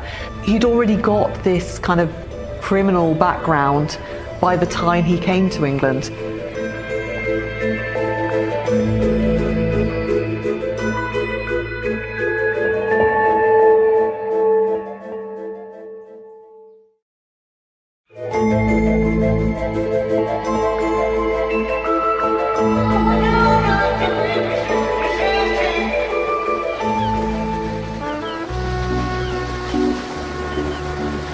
Walker's such a curious character in that he'd had this successful life in Canada and then he comes to kind of, southwest England and just pretends to be an ordinary person, lives his life and carries on living his life.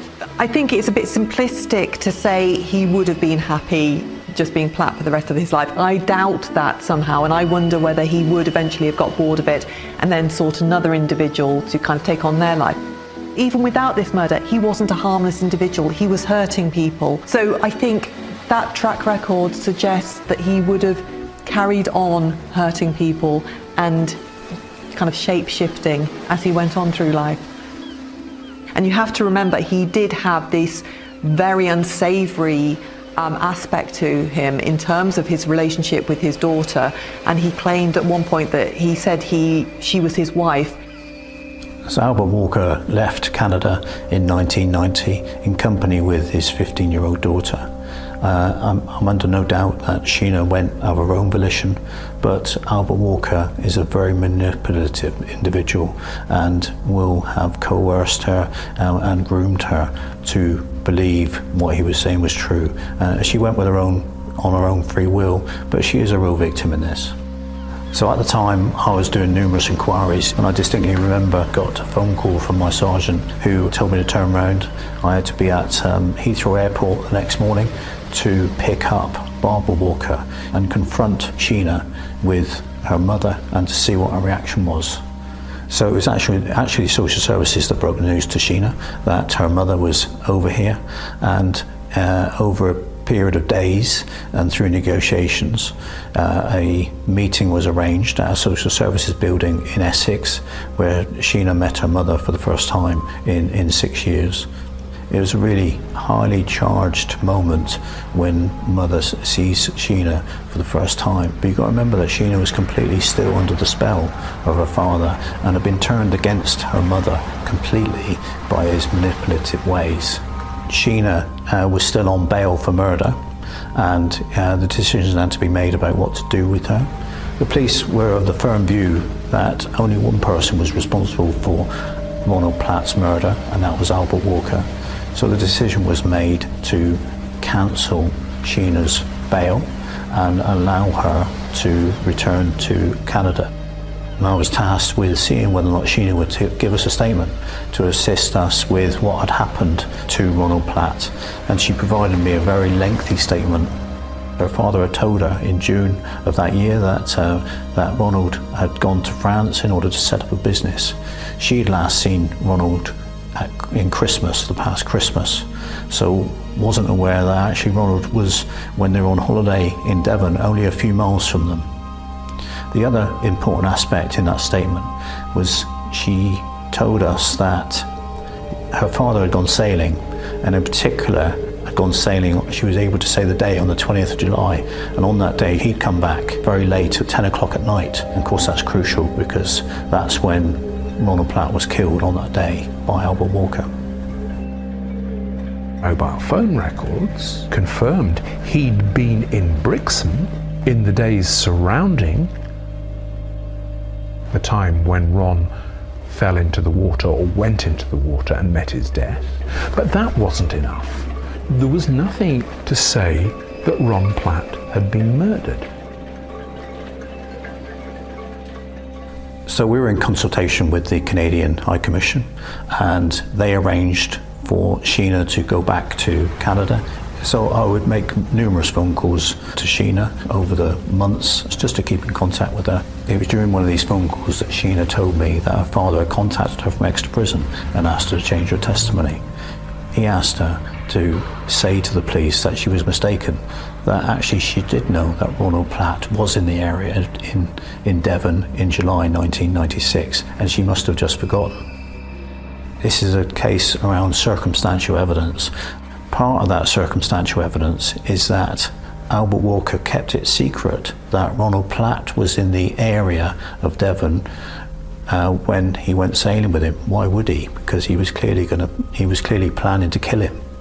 So I was tasked to travel to Canada and took a statement from Sheena. I wrote the statement, and then it was Sheena was reading it, and she was really unsure as to whether or not she should sign it. I think she realised how damning this statement was.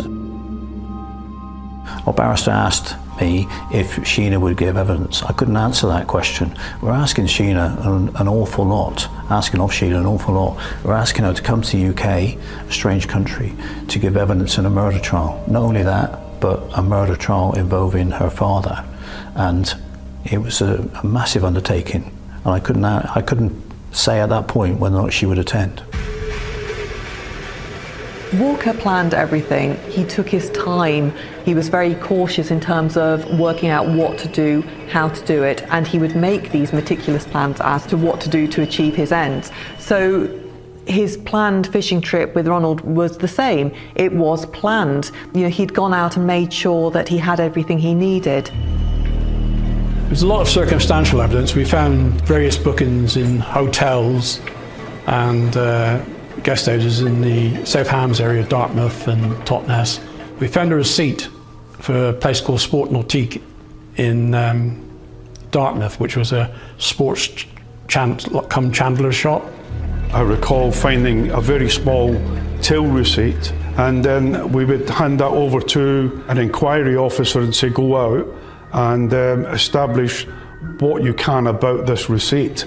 And in this particular one, he came back and he said, this receipt relates to some small items, but in particular, it relates to an anchor. At this stage, things were getting very interesting, so we went and saw the fisherman who had brought up the body in the rockhopper trawl, and he mentioned that there was an anchor in the trawl. And we were quite fortuitous here because he had taken it to a car boot sale the previous week where he had no success in selling it. He put it back in his garage again, and there that anchor was. The scenes of crime sergeant suddenly realised that the belt on the body had quite a kink in it, that you could nearly put your fist into that kink. And so he suggested that the anchor had been put in the belt to weigh the body down. It transpires that that anchor and metal fragments from that anchor were found on the inside of the belt that was worn on the trousers of Ronnie Platt. Moved the body out the morgue and laid a copy anchor beside the body, and was able to see bruising on the hip and just by the knee, level where the anchor rested against the body.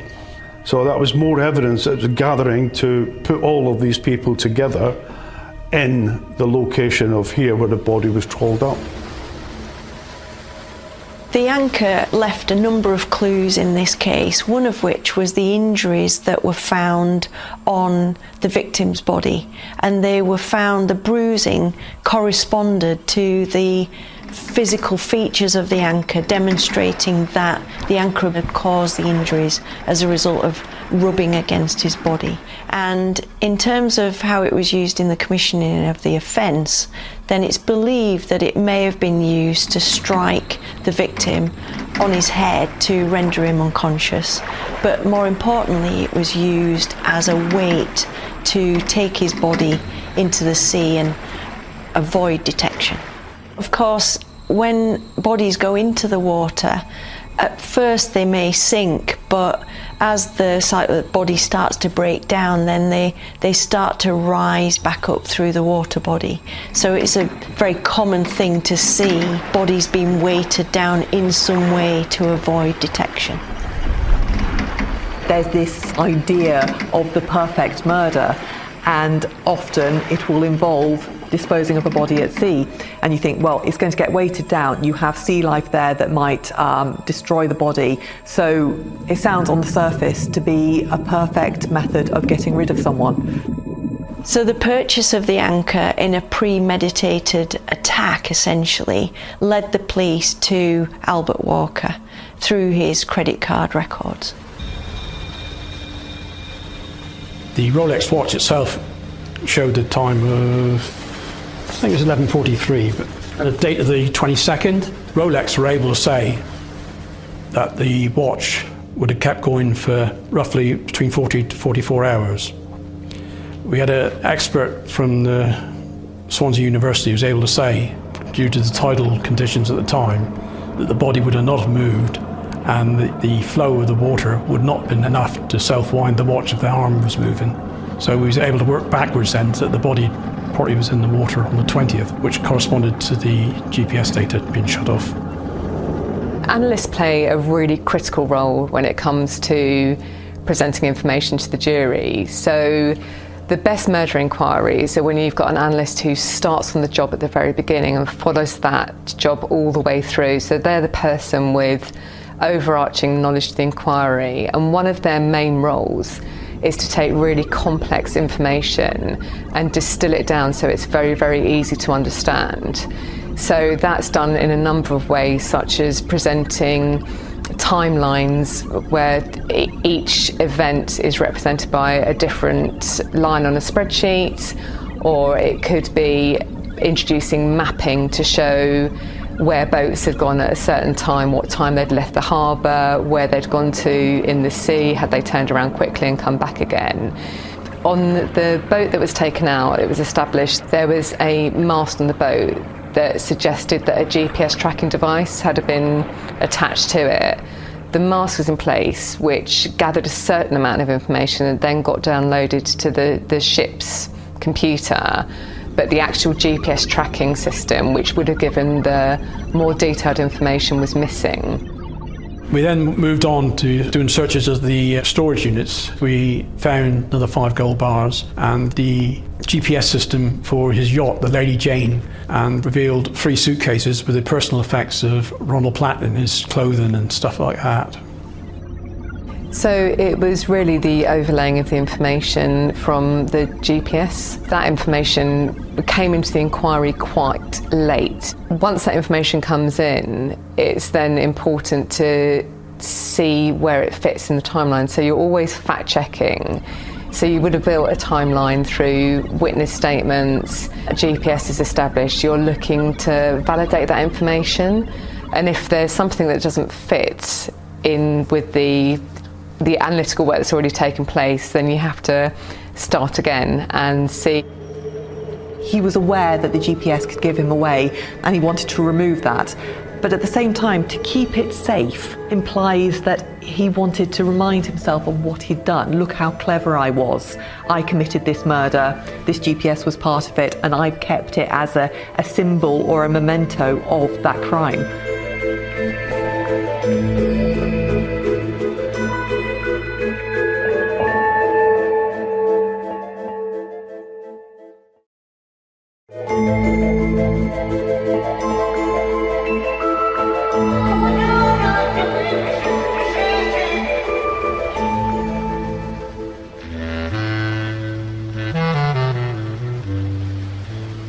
I think we'll never know for sure what was going on inside Walker's head, why he wasn't satisfied with the money he'd accumulated. But I mean, you could go back further and say, why wasn't he happy with his job in Canada, which was, earning him a good living? Why did he then feel he had to have more and steal from people? And I don't know whether it's something psychologically where if you have that kind of mentality, nothing's going to make you happy. So you have to keep moving on and doing more and more and more. You get the thrill of committing crime, and that's what spurs you on. What we strongly came to the conclusion was that with Ronnie Platt coming back from Canada and claimed that he didn't want to live there, he's got to do something about this.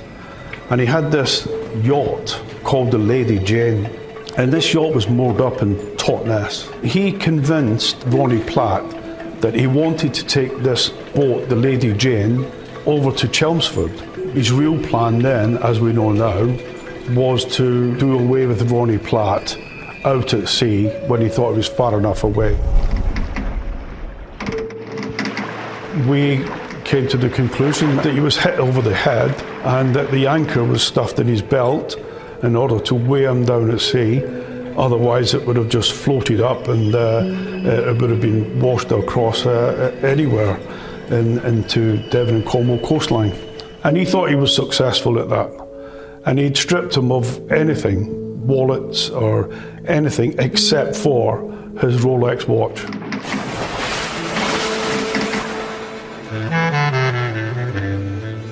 When the case came for trial at the Exeter Crown Court, the jury heard all of this long and involved saga. They heard how Davis/Walker/Platt had inserted himself into the lives of Elaine Boyes and the real Ron Platt, had controlled them, had used them to further his dodgy business deals across Europe.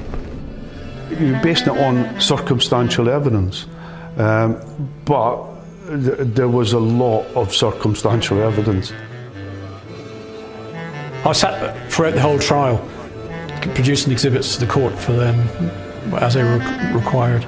He seemed to spend a lot of time writing notes to his barrister. I think he was overconfident.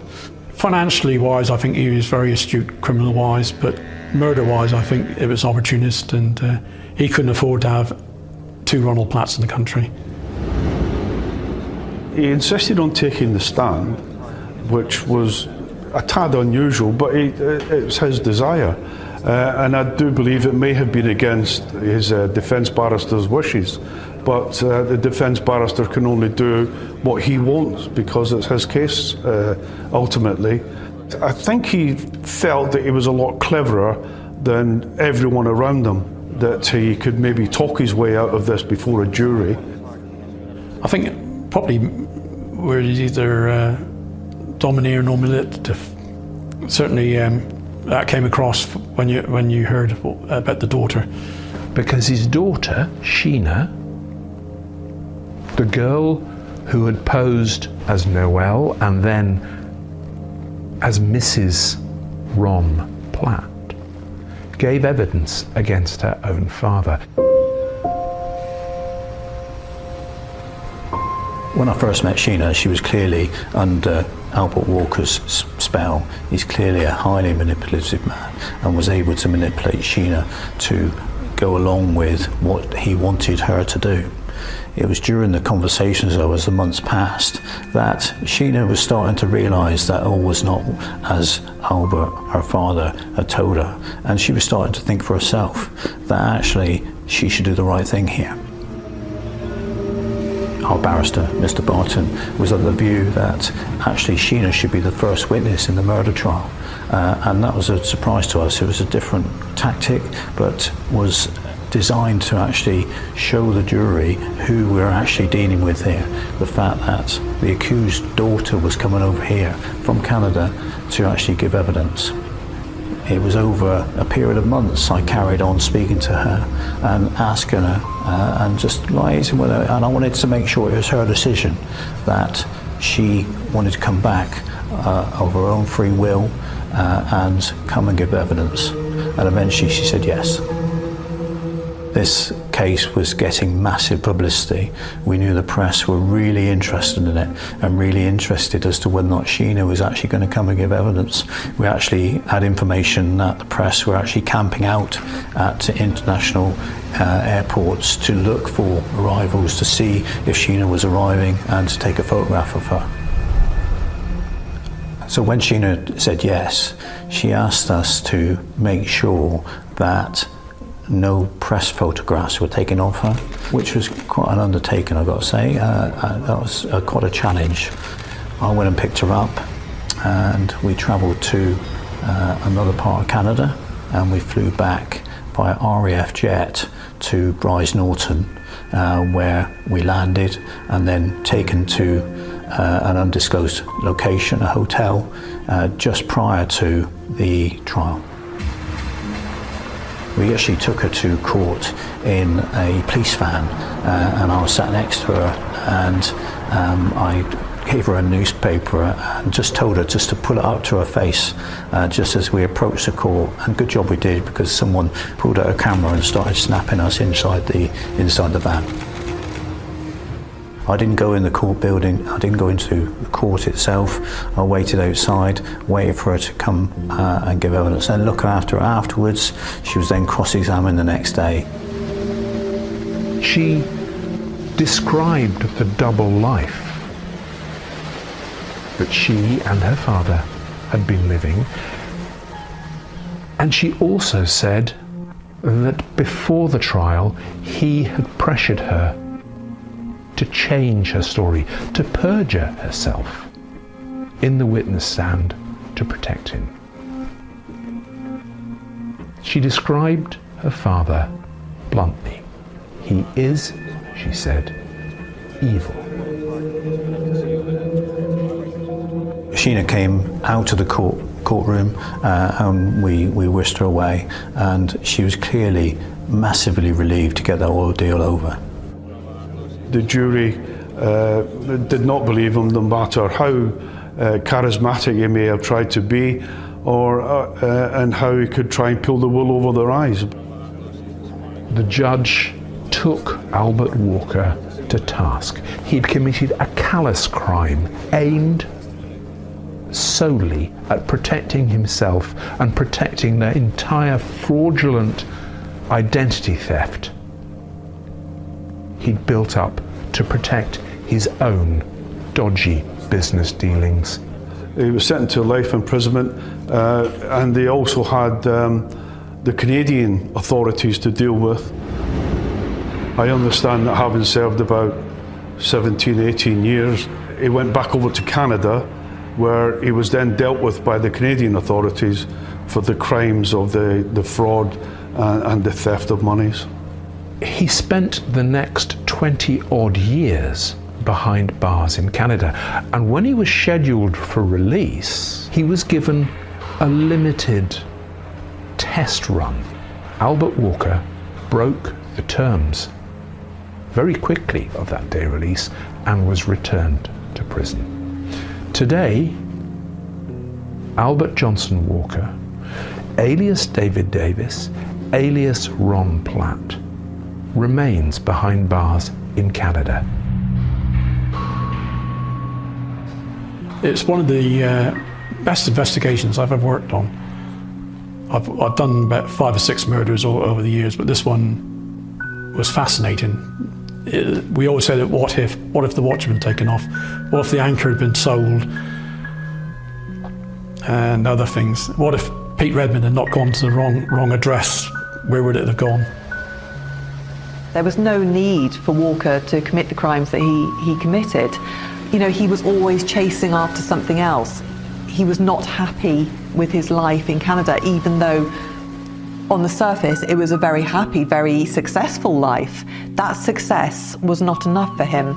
And so it's really hard to understand why he took on Ronald Platt's identity in the first place and why he had to kill him. What we asked Sheena to do was incredibly difficult for her, and I just wanted to make sure that we looked after her for it while she was in the UK.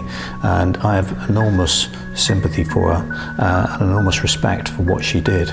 She was clearly manipulated by her father at the age of 15, and then subsequently until her arrest when she was 21. But what she did by coming to the UK and giving that evidence was actually showing her father that actually, no, you don't control me anymore.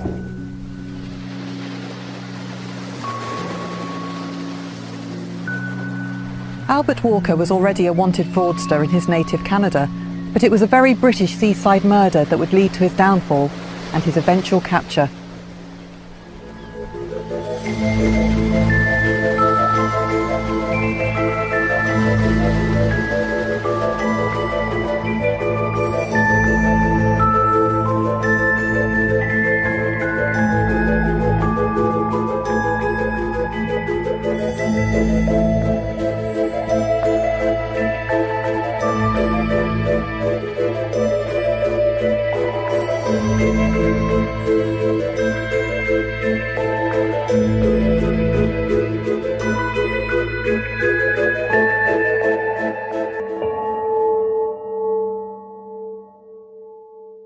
Tonight, Blaze Bernstein, the name in the headlines so many of you will recognize. The massive search triggered by celebrities and social media. But now the chilling new details you may not have heard about this missing college student. The all-new 2020 starts right now. Who leaves their house without any of their items at night and doesn't show back up again? This isn't just anybody. This is an Ivy League college student with his whole life in front of him. Did he run away? Was he injured? Had he been abducted? Blaze Bernstein disappeared 1 week ago. Missing while home for winter break. My dad was just like, we have each other, it's gonna be okay. And there was an immediate firestorm of attention to this case. Charlie Puth, who put it out there, Kareem Abdul-Jabbar. This is the period in which begins your amateur investigation. You become a sleuth. We would not have been able to figure it out without the help of kids his age. I remember showing the police, like, look what I have. And that's when the whole evening changed. Blaze Bernstein's phone at that point in time turned off and I had no more records. So they've been together, and Correct. suddenly Blaze goes dark. I heard voices raised in the distance somewhere, screaming like, Blaze's best friend received a text message. I did something really horrible for the story. No one can ever know. So if you're dealing with a situation like this, you don't want the person who you're hunting to know that you're onto them. Just help us find my brother.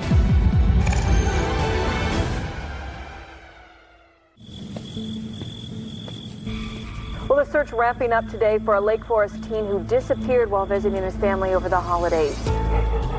Blaze Bernstein has been missing since Tuesday night. Police searching by ground with canines and by air with helicopters. We're hoping that he's just incapacitated in need of some medical assistance. Anyone with information should contact the Orange County Sheriff's Department. Blaze Bernstein. Blaze Bernstein. Blaze Bernstein.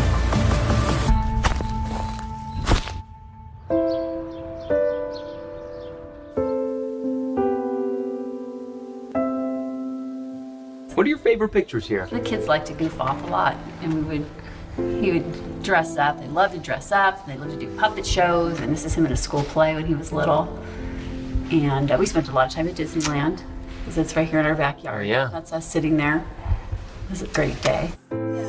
Memories of much happier times for parents. Gideon and Jeannie Bernstein married in 1992. They moved from Los Angeles to Orange County to raise a family. They have 3 kids. The youngest is daughter Bowie, Jay in the middle, and Blaze, the oldest. We had a lot of fun raising the kids together. It was fun. And no one can take that away from us, so we still own that.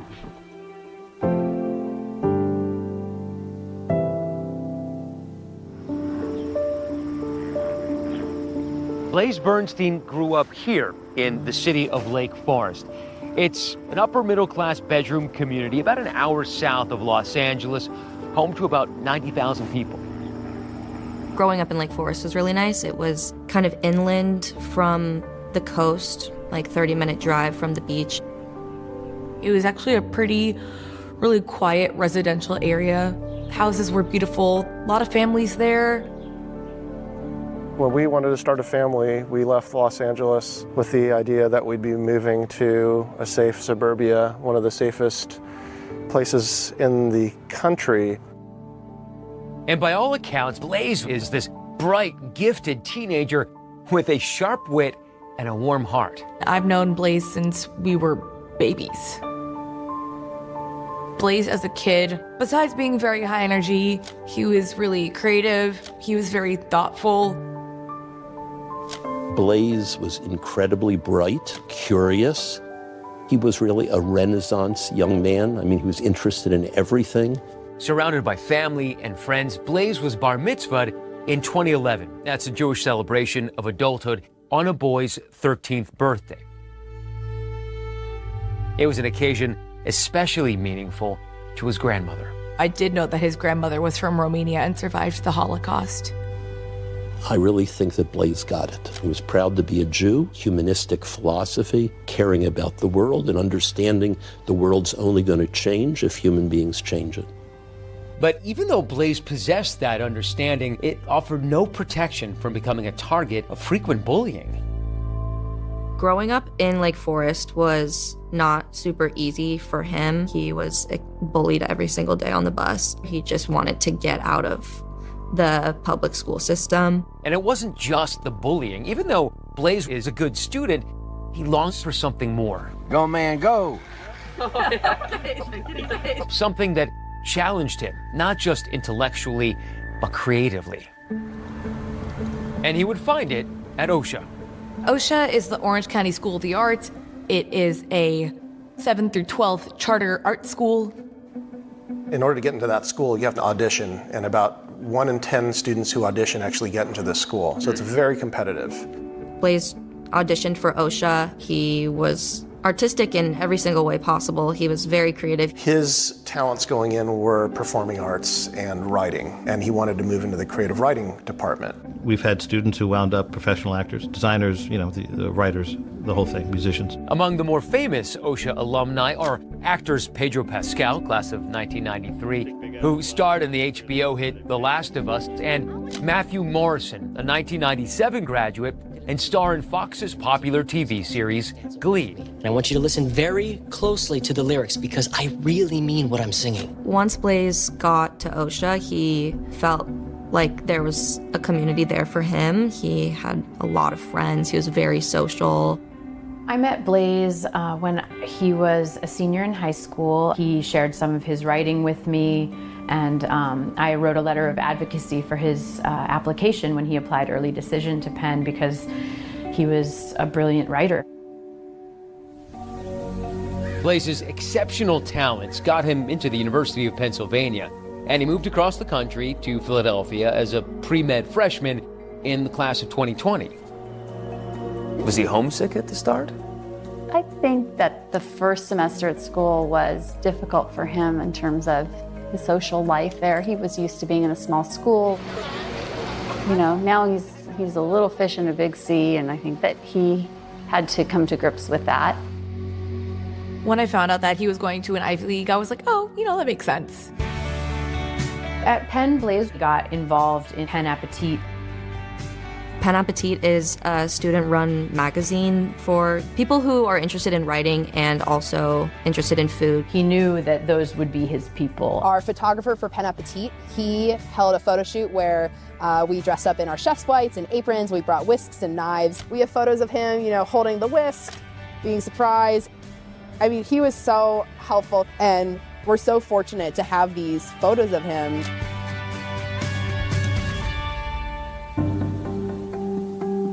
It was a Tuesday in January. The 19-year-old Blaze was home for winter break.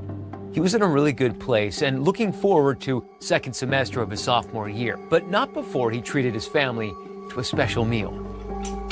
He was baking butternut squash with, you know, sprigs of thyme that were inside them. He made a turkey. And he made a... He took over my job, more or less. I was on vacation, and he was here. So dinner broke up, I guess, absolutely normally. It was a quiet night. Didn't hear anything unusual. You know, I woke up the next day and it was a normal morning. A normal day until it wasn't. I got up, and Blaze's door was closed, and the housekeeper said, "Oh, don't wake him, let him sleep in." And I said, okay. Well, I knew I had a dental appointment with him that day, so I decided I'd wait until my yoga class was over to try to contact him so I wouldn't wake him. And I tried getting hold of him, and he wasn't picking up, he wasn't returning my texts. But I went to the dental appointment thinking he would show up, and I immediately called Gideon, and I said he never showed up for his appointment. And he said, well, are you sure he slept at the house last night? And that's when when we both kind of freaked out. I yelled, oh my God. 19-year-old Blaze Bernstein was last seen Tuesday night. We're hoping to find him and bring him home safely.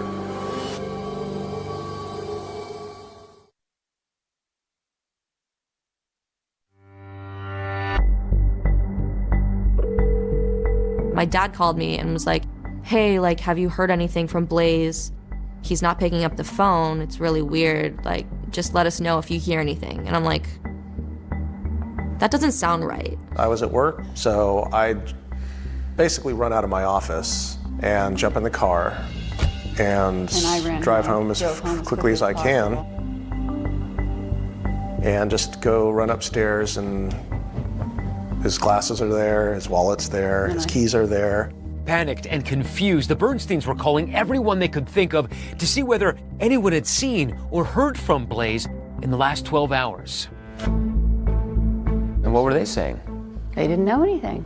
Nobody knew, you know, where his location was. Well, I found out that Blaze was missing, and it was just really shocking to me because I was like, there was no way that he could have like run away. He wasn't that kind of person.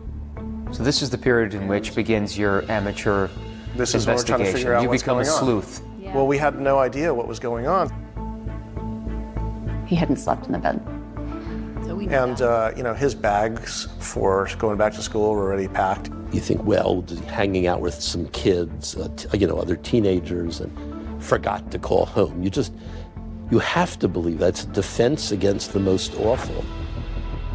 When it became dark outside, I think that's when we started to really be super concerned. One of the first things the Bernsteins thought of is using the Find My app, which allows users to share their location with others. So did you have like a follow my friend on the iPhone? Yes, we did. We had that, and I saw that the location services were turned off.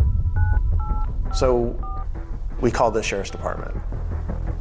They came and they were really downplaying it, like, oh, 19-year-olds, they run away sometimes, but they'll be back. He was adamant that 100% of the time that these kids are out on a booty call or doing of the something time. with, he Of course, told me. we explained that there were some, unique circumstances with regards to, his personal belongings still being here. And so they offered to do a missing persons report. So a kid disappears without his glasses, his wallet, or his keys. There are people who actually told me about it just in the couple of days after he went missing, who suggested that maybe this was suicide. Did you ever contemplate that? Never. Not even close. He was so happy. He was in a great place. He was in one of the best places I had ever seen him before. That week, he was so happy. He was so excited to go back to school. He was so excited to just have the rest of his life. And so at that point, there was no doubt in my mind, he would never have done that. Gideon and Jeannie confirmed with Verizon that Blaze hadn't made any recent phone calls. A quick check of his computer revealed no exchanges on iMessage or Facebook DMs. And so with virtually no solid information to go on, the Bernsteins, along with help from their 14-year-old daughter, Bowie, began dipping deeper into Blaze's social media. We would not have been able to figure it out without the help of kids his age that he grew up with. and our daughter, yes. I told my parents, I'm like, I can try and help you find everything that you need. I'm really good with Snapchat. I knew the names of a lot of his friends, so I was able to text them and ask them if they knew what was going on. And that's when the whole evening changed. Yeah. When they said, well, what about Snapchat? That's when the light bulb went on. I mean, we were exhausted, but I said, okay, let's try and figure out how to get in. Snapchat is a free mobile messaging application used to share photos, videos, texts. But what's different about the app is that whatever is shared, including text messages, disappears from the recipient's screen after just a few seconds. We were lucky because we knew his username because he was connected with our daughter. And the password ended up being one of the ones that we had on our iCloud keychain. So we typed the username, and then we tried that password in, and boom, we're in. Still, getting into Blaze's Snapchat account was only half the battle. Yes, it might contain a critical record of who Blaze may have been in contact with the night he disappeared, but as the Bernsteins discovered, simply viewing the message might also trigger it to vanish. At the time, Snapchat worked. If you sent a message, it could only be saved if you purposefully saved it, and it could be deleted by the person who sent it, and it only lasts 24 hours if you don't save it. And there were so many other pitfalls with this. I mean, if you take a screenshot of these communications because you think you're saving them, well, that alerts the person that sent it to you. The sender gets an alert. So if you're dealing with a situation like this, you don't want the person who you're hunting to know that you're onto them. What you're describing is basically dealing with this digital nitroglycerin that at any moment absolutely could just blow up in your faces. And this is the most important thing in your lives right now. I had my daughter next to me, and I said, okay, I need you to save, because I know there's a way that you can save it, but I didn't really know how. What time is it by now? I don't know, it's close to 10 o'clock at night, 9:30, 10 o'clock. And we saw that Blaze gave our address out to somebody. Did you know who?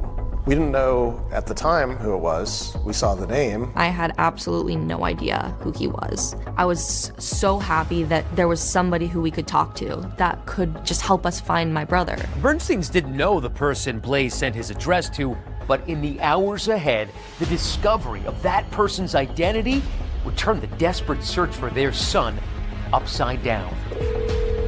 Hi, this is Blaze's dad. We really need to know what you know. We can't find him. This is becoming an urgent issue with trying to figure out what really happened to him, and we're going to really need your help on this because you're the last person that probably saw him. That was not the person that I really expected him to be with.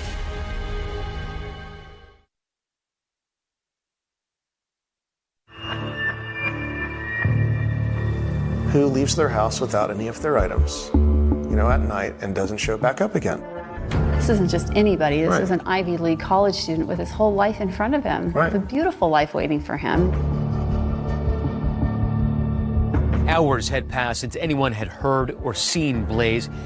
Did he run away? Was he injured? Had he been abducted? There was no sign of him anywhere. Now, as darkness fell, there was finally a glimmer of hope. We wanted to make sure that if there was any chance that Blaze was still alive, that we took it. I wanted to ensure that not 1 second was wasted. And the Bernsteins discovered something else. It was a final text message sent to Blaze at 3 p.m. from his best friend. "Hey, I'm really worried about you. Please text me." There was no reply. The Bernsteins frantically reached out to that best friend, who told them Blaze did exchange messages with someone else overnight. Now it seemed that person was their best hope of finding Blaze. We don't know what the conversations were that led up to his disappearance, so we want that information. Gideon Bernstein, through his own investigation, found out that there was communication on the Snapchat application. And so he was able to message through direct messaging Sam Woodward. We didn't know who he was. I was like, oh, we should call him. Like, he definitely knows what's going on. And so I encouraged my dad to call him, and we recorded a call. We haven't heard from him all day. He missed an appointment today, and then we started getting concerned, and I've been trying to figure things out. So you're the first real clue to the puzzle here. Yeah, honestly, I'm sorry. I don't know if my dad told me to record it or if I just had the thought that maybe having any sort of evidence that we could hold on to would be able to help us. I don't mean to put any pressure on you. I know you're a nice young man, but I'm asking you for help on this if you can, if you've got the ability to do that. Absolutely. This is, I want to find Blaze as much as you do. During that call, Sam Woodward told Gideon that Blaze suggested they drive to a nearby park to meet yet another one of his friends, but never mentioned that friend by name. And he said he invited a third friend to come along. So I said, okay. I didn't want to speak because I didn't want to get involved, but I was listening and to my dad, just ask him questions and go back and forth. And then did he get out of the car, or what happened? Yeah, he got out of the car, and I got out of the car too, and I just asked him, who is this guy? And he's just like, you'll find out in a little bit, he's a friend of mine. And then, so I'm just like, okay, Blaze, and I just waited there by the bathroom, and I didn't see where he went. I was just thinking to myself, this is maybe weirdest, situation that we could be in at this moment. And I remember that phone call went on for a while, too.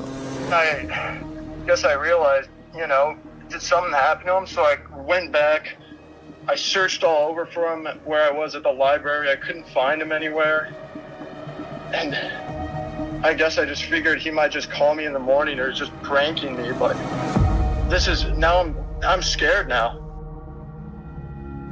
It's a disturbing phone conversation, which now raises more questions for the Bernsteins than it answers.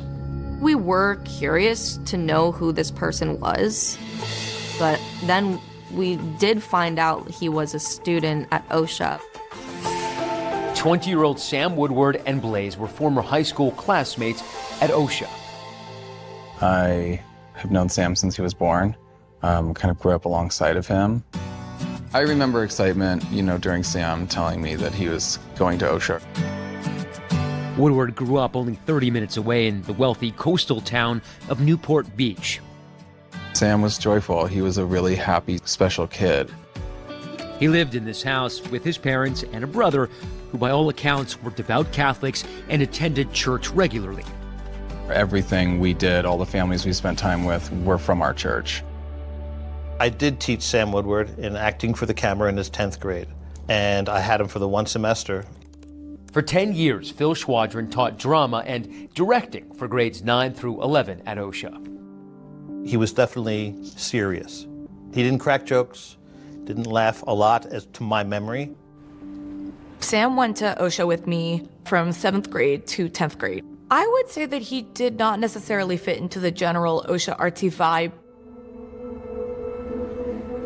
We came back for what would have been Sam's 11th grade year, and I said, who have I got this year?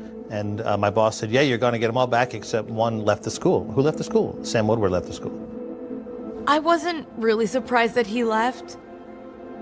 I kind of just thought that he left because he just didn't like it there. After leaving OSHA, Sam enrolled in Corona Del Mar High School. During that time, he became an Eagle Scout, graduating in 2016. Now, 2 years later, nothing seemed to explain how or why this unlikely pair with seemingly nothing in common ended up together in this park. And now, one safely home, the other nowhere to be found. So now you have this critical piece of information. Do we immediately call the sheriffs and say, yes, we have something? Yes, we did. Yep, right away. And what's their response? They come over right away. They came over. Okay. And now it was serious. We just gave him the lead of the last person we knew that he had seen. I remember taking that call and showing the police, like, look what I have. We talked to somebody who said that they know where my brother is. When I first saw the missing persons report and I was reading the details, some of those details definitely stuck out. So something told me just deep within me that this was unusual. So my then partner, investigator, Jack Ackerman, and I went to the park, probably right around lunchtime on January 4th. I had a feeling as a mother, it was my intuition that something very bad had happened.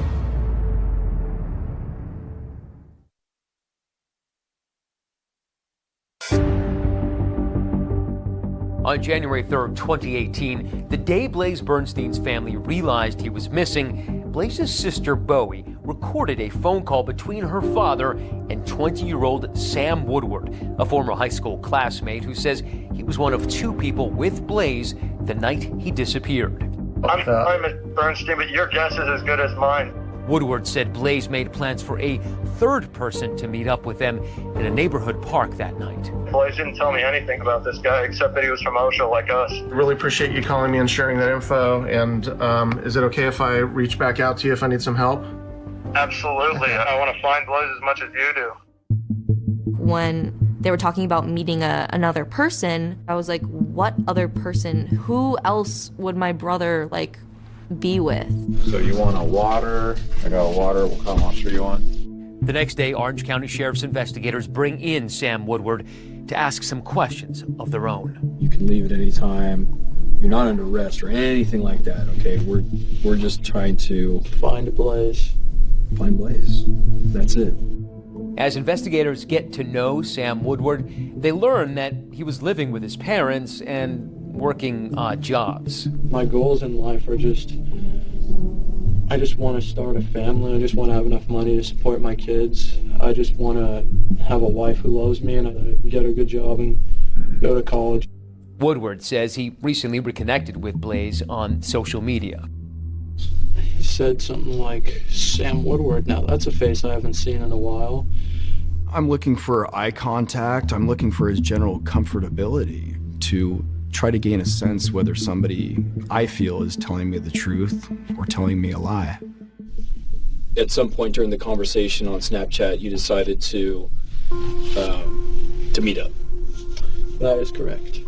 For Blaze's family, the fact that he went out at all that night was a revelation.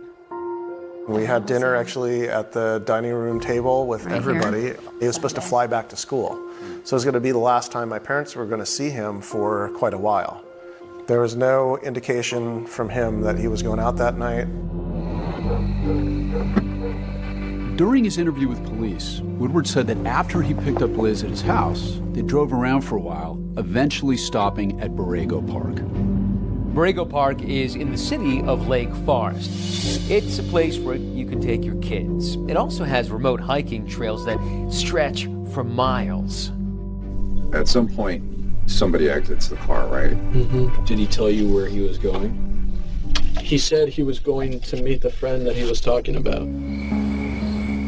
Just like in that call with Blaze's father, Woodward told officers that Blaze was meeting another friend at the park that night.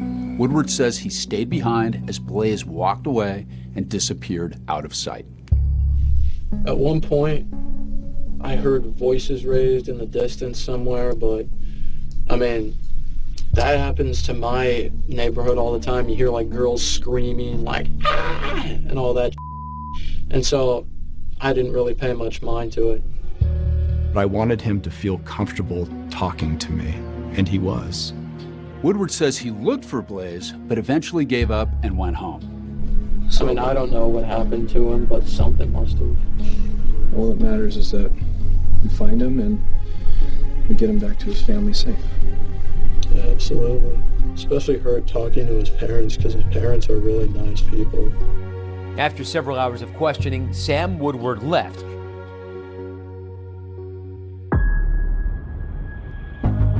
But police, they remained suspicious, so they decided to put him under surveillance. I'm trying to record it right now.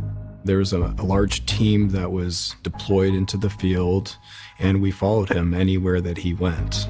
And with his growing cause of concern for Blaze Bernstein comes the glare of the media spotlight. The Blaze Bernstein missing persons case is now big news. The Orange County Sheriff's Department searched the park, but they haven't seen any signs of Blaze.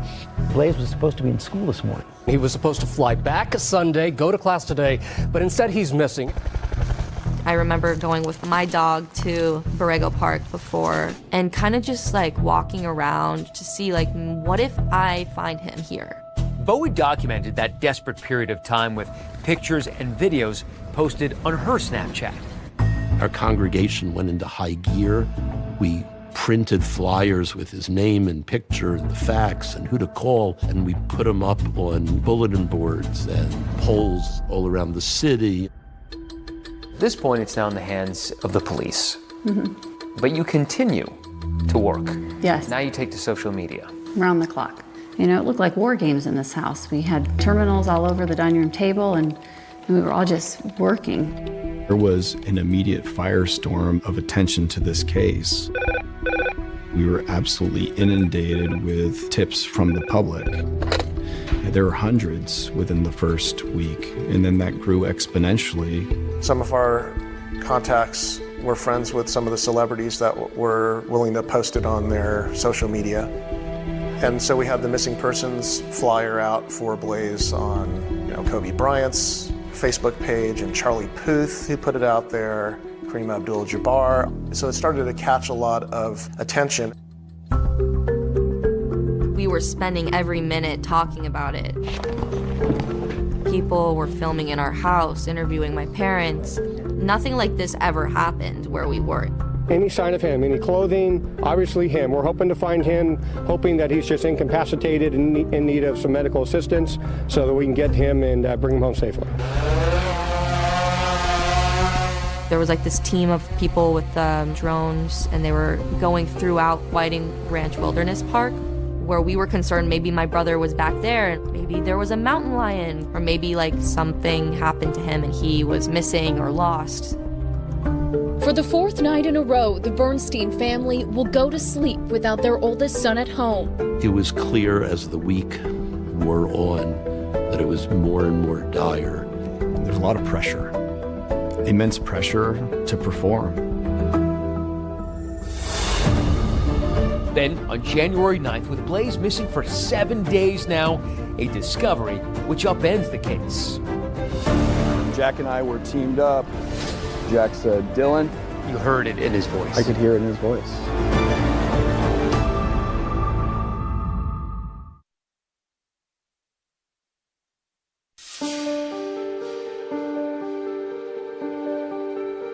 We're going to turn now to those new developments in the mysterious disappearance of an Ivy League student. 19-year-old Blaze Bernstein missing while home for winter break. The Sheriff's Department launched an extensive search with help from the community. Days had passed since Blaze vanished into the night. The relentless search by police and volunteers had turned up nothing. Just more anguish for the Bernsteins and frustration for authorities. The Orange County Sheriff's Department searched the park, but they haven't seen any signs of Blaze. We utilized cadaver dogs. We utilized drones. We had been to Borrego Park and searched that park over and over again with a fine-tooth comb. On January 9th, a week after Blaze went missing, investigators decided to go back to Borrego Park one more time after obtaining cell phone data showing Blaze and Sam Woodward were there together. And this is a week after Blaze went missing. Yeah, it led us to this particular area when all of a sudden Blaze Bernstein's phone at that point in time turned off. So they'd been together, and suddenly Blaze goes dark. Blaze goes dark, and then Sam Woodward's phone continues. There was a torrential downpour. It was cold, it was raining, everything was wet, everything was muddy.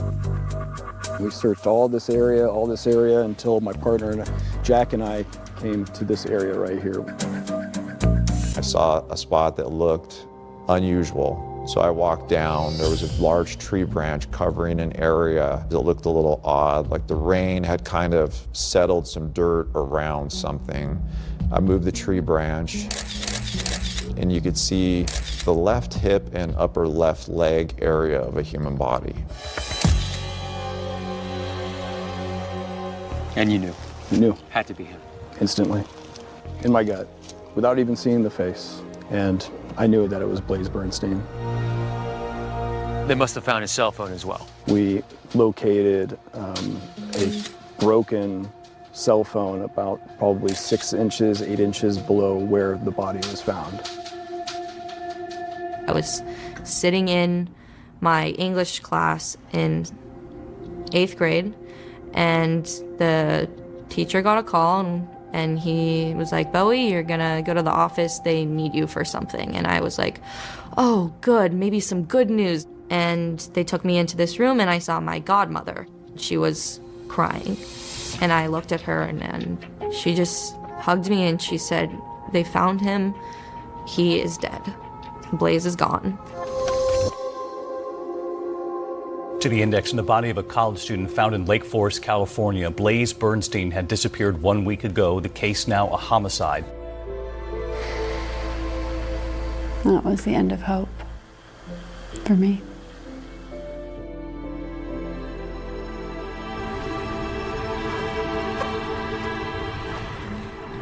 We started off this journey over a week ago, looking for our son and asking for everyone to help us find Blaze Bernstein. And we just have learned that they have positively identified our son Blaze's body today. I just felt so numb, like nothing that had happened in my life had mattered anymore. And then when I got home, my dad was just like, he was just defeated, but he just said, like, "It's gonna be okay. Like, we have each other, it's gonna be okay." Sorry.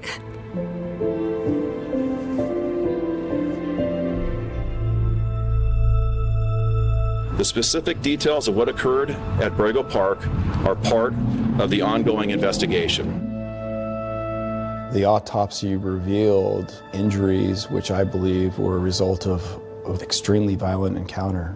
Blaze was stabbed 14 times in the left side of his neck, 5 times on the right side of his neck. He was stabbed, in the knee. He had defensive wounds all over his fingers. He was fighting for his life, and probably a surprise attack. You hear about that many stab wounds. What does it tell you about the person or the mindset of the person who did that? Hate and rage. Intimate. It was an intimate killing. It was devastating news for the family and for the community. My reaction when I heard it was fury, anger, disbelief. I haven't felt those feelings in my life. As the investigation into Blaze's murder began, hundreds gathered for a vigil in his honor. We lost one of our sons. I hope that we can all join together and support the Bernstein family.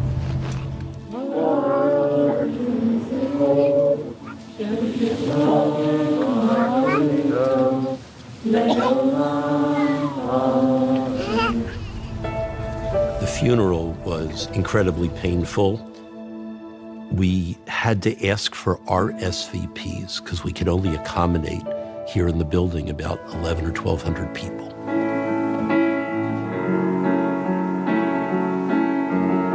And then there was a public service at the largest space we have in Orange County a few weeks after the funeral, in the 3,000 seats, and that was full.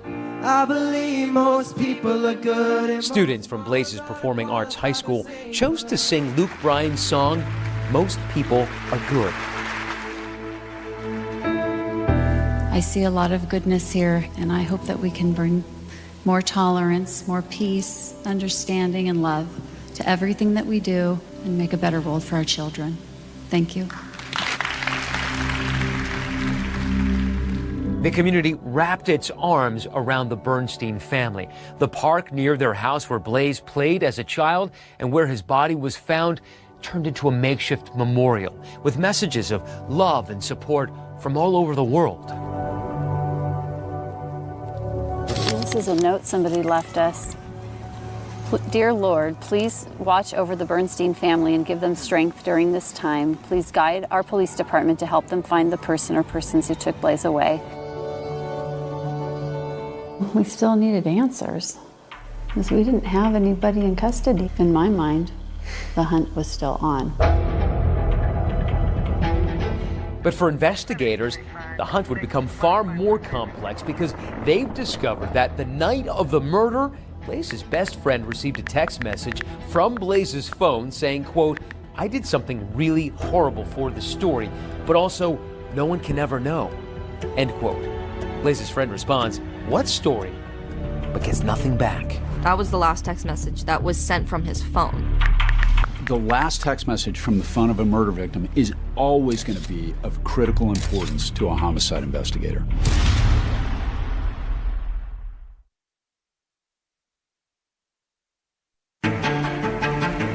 We are 6.5 years since my son was killed. Blaze is ready. Blaze the trail.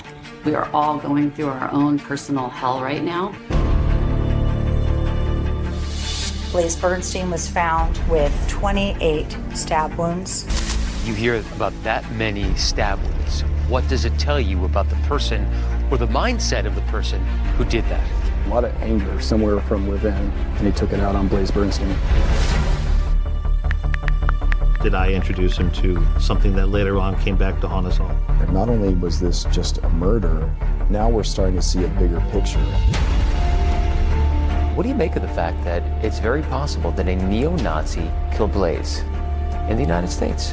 He's the grandson of a Holocaust survivor. This can happen anywhere. There was almost like a gasp from some people. Police believe they know who killed Blaze Bernstein. Were you planning to kill him that night?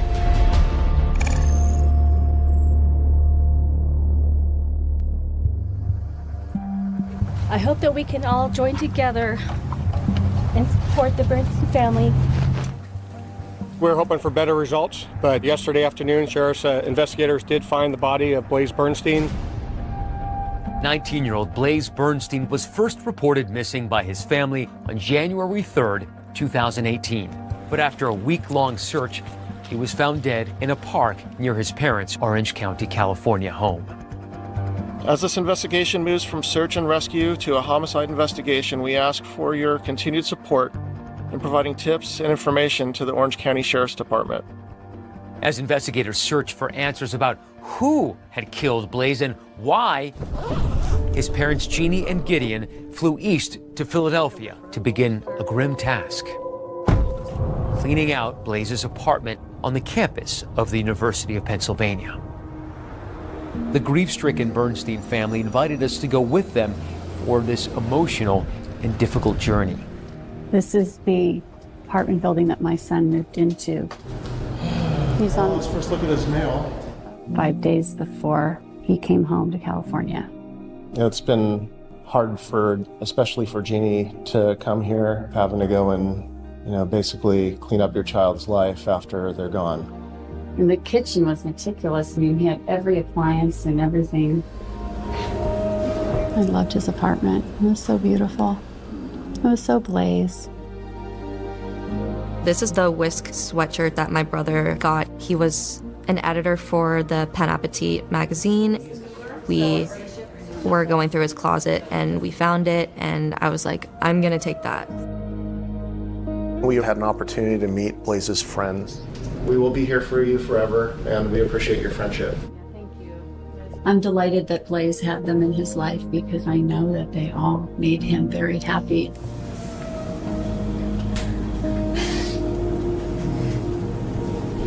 He would have loved this. He used to wear this all the time. I know. Oh, that's my dad.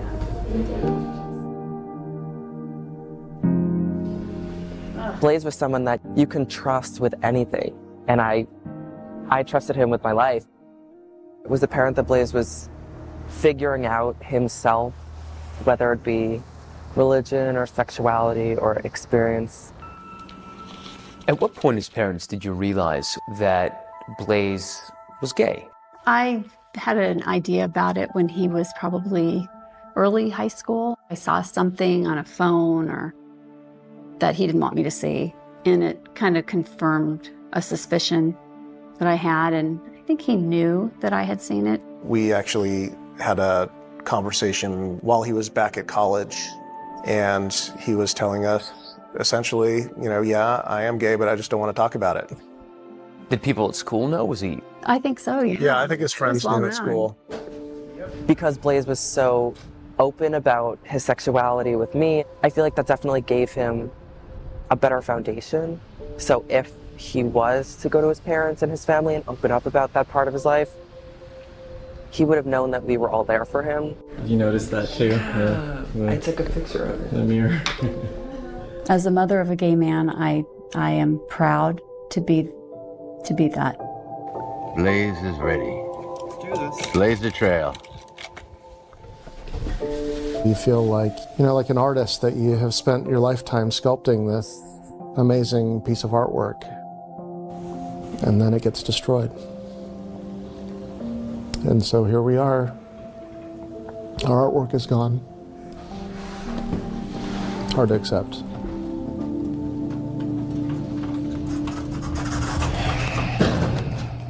Back home in California, the investigation continued, and the focus remained on Blaze's former high school classmate, Sam Woodward, the person who admitted to driving with him to Borrego Park.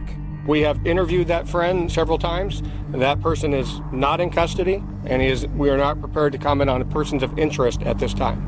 When Orange County Sheriff's investigator Dylan Jansen first spoke with Woodward the day after Blaze was reported missing, he says Woodward seemed nervous and told different versions of where at Borrego Park he and Blaze went that night. And Jansen says Woodward had what appeared to be injuries on his hands. Those cuts in your hands, they look pretty gnarly. I mean, how do you think you got those from the Fight Club? Sam said he was involved with a fight club. He said that he sustained these cuts to his hands after somebody was clawing at him during one of the fights.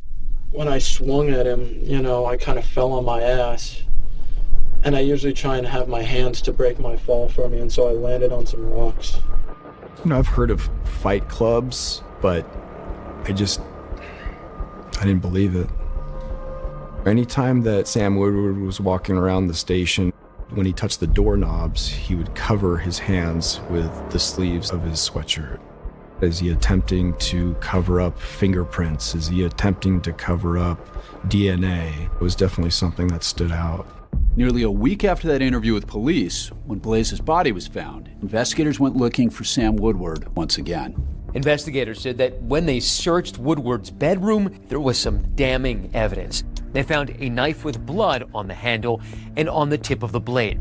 They also found bloodstains on a sleeping bag outside his window and on the driver's side of his car. The knife that was found in Sam Woodward's room, the areas of the vehicle that had apparent blood in it, the sleeping bag that was found on the side of Sam Woodward's home, they were all tested for DNA, and those results concluded to be the blood from Blaze Bernstein.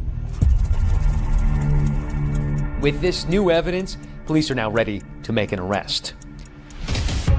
Under arrest, 20-year-old Samuel Lincoln Woodward suspected of killing Blaze Bernstein. Police say DNA evidence led them to arrest the 19-year-old's former high school classmate.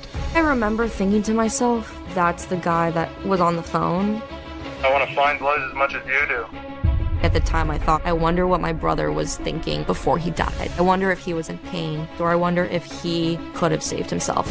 And I think once Sam was arrested, I knew my brother didn't have a chance. But something authorities were playing pretty close to the vest was motive. Why would Sam Woodward want to kill Blaze Bernstein? As the days unfolded, investigators would confront a possibility they hadn't even originally contemplated. Not only was this murder, we're starting to see a bigger picture. It was absolutely shocking.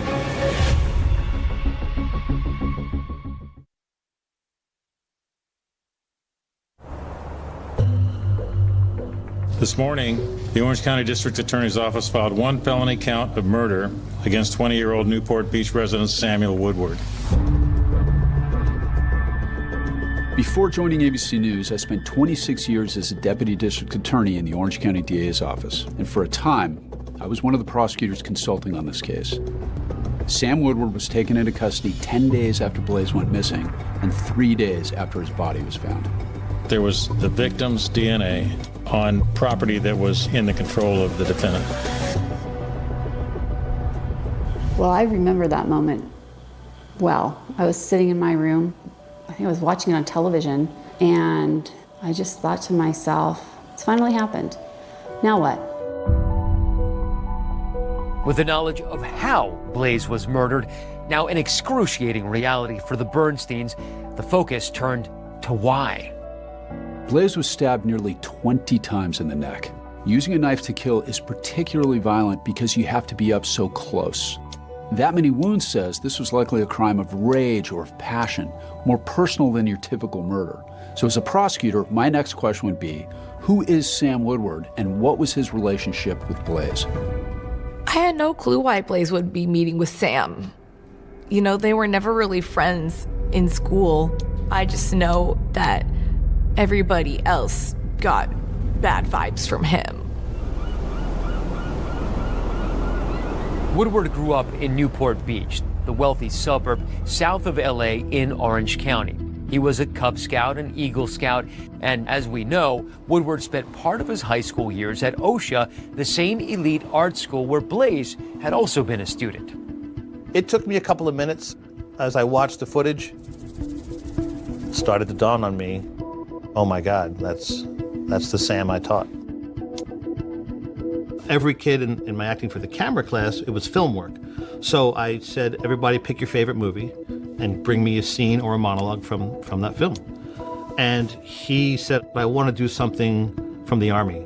So I gave him Brad Pitt's speech in Inglourious Bastards. As a bushwhacking guerrilla army, we're going to be doing one thing and one thing only: killing Nazis.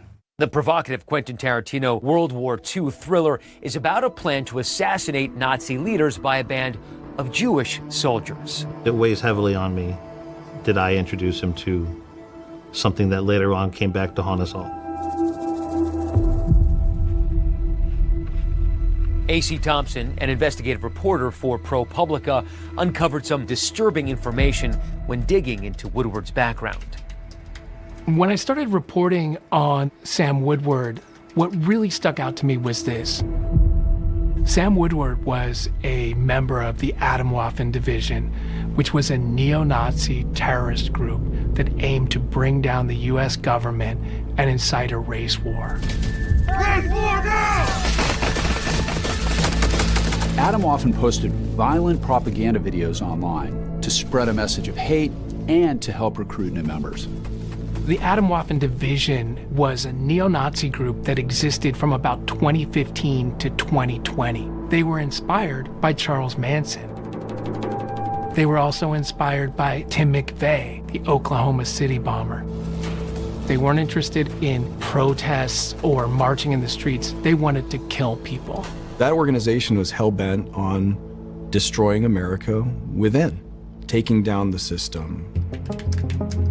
My reporting team and I got access to thousands and thousands of private chat messages that were between members of the Atomwaffen group. Sam Woodward was one of the people in these chats. Writing in the chats under the alias Saboteur, Woodward spewed anti-Semitic, anti-gay, misogynist hate.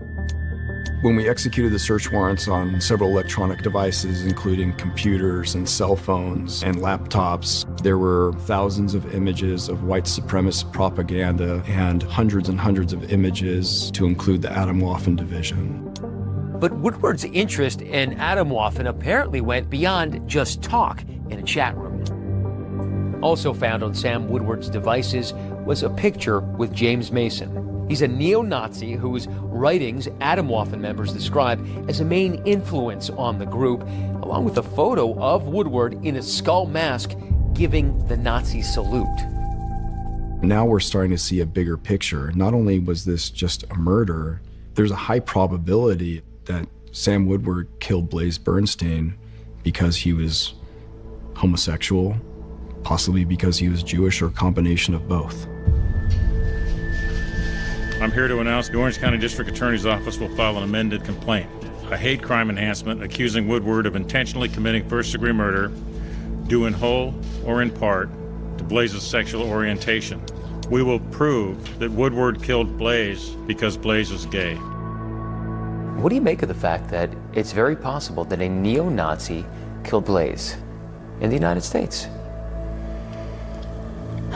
Yeah, if that's the case, that's going to be the biggest tragedy of this story. He's the grandson of a Holocaust survivor.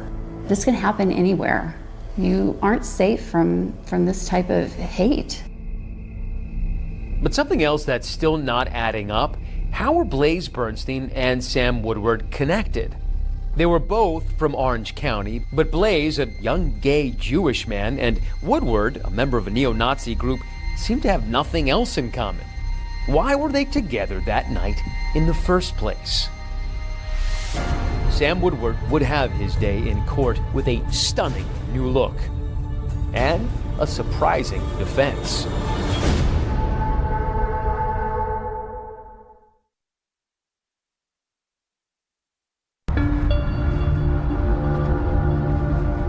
While Sam Woodward was arrested for killing Blaze Bernstein in January 2018, it would take 6 years for him to face a jury. Woodward was charged with first-degree murder, a hate crime. He pleaded not guilty. 19-year-old Blaze Bernstein was stabbed repeatedly and killed back in 2018, and now, 6 years later, that trial finally begins today. By the time the trial was starting, I'd already left the DA's office, but I was watching the proceedings closely. Still, no one seems prepared for the Sam Woodward that has led into Judge Kimberly Menager's courtroom. There was almost like a gasp from some people, just to kind of that visceral reaction to kind of seeing him. Long, dark, stringy hair, long, dark beard, covering his face. It's hard not to kind of draw mental comparisons to Charles Manson. Blaze Bernstein was found with 28 stab wounds. Senior Deputy District Attorney Jennifer Walker's opening statements tell the story of a young man who they say set out to murder 19-year-old Blaze Bernstein in cold blood. That hate crime charge, she explains, that was brought because prosecutors believed the evidence showed Sam Woodward murdered Blaze because he was gay, but not because he was Jewish.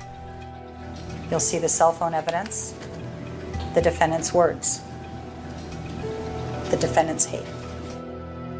But in his opening statements, defense attorney Ken Morrison did something we definitely don't see every day by making a stunning admission. My client, Sam Woodward, was responsible for that death. The why is the single most important issue you will need to decide. This is no longer a trial about guilt or innocence. The question now becomes, did Woodward plan the killing because of a hatred of gay people? Was it premeditated? If the jury agrees, that could mean a first-degree murder conviction and most likely a sentence of life without the possibility of parole. Morrison argues for a lesser charge of voluntary manslaughter and an acquittal of the hate crime allegation, which would result in a reduced sentence and a chance for parole. The evidence will show that Blaze Bernstein's sexual orientation had absolutely nothing to do with the reason he was killed.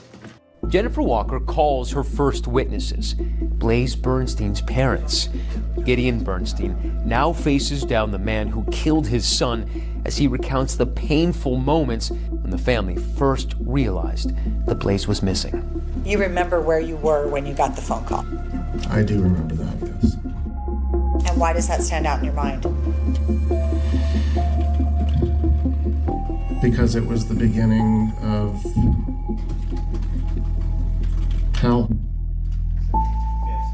Jennifer Walker then brings an Orange County Sheriff's deputy to the stand to describe what he watched Sam Woodward do on January 5th, 2018, after police decided to put Woodward under surveillance.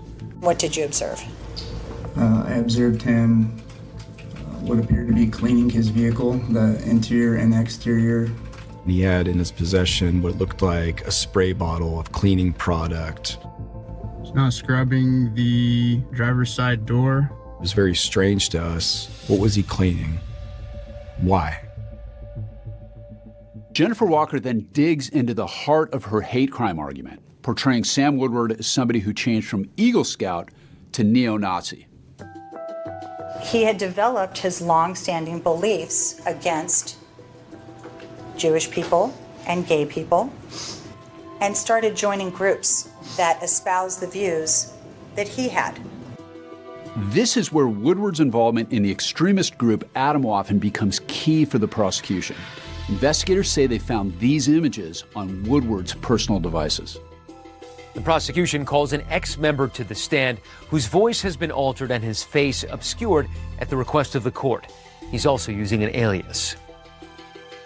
Good morning, Mr. Murphy. Good morning.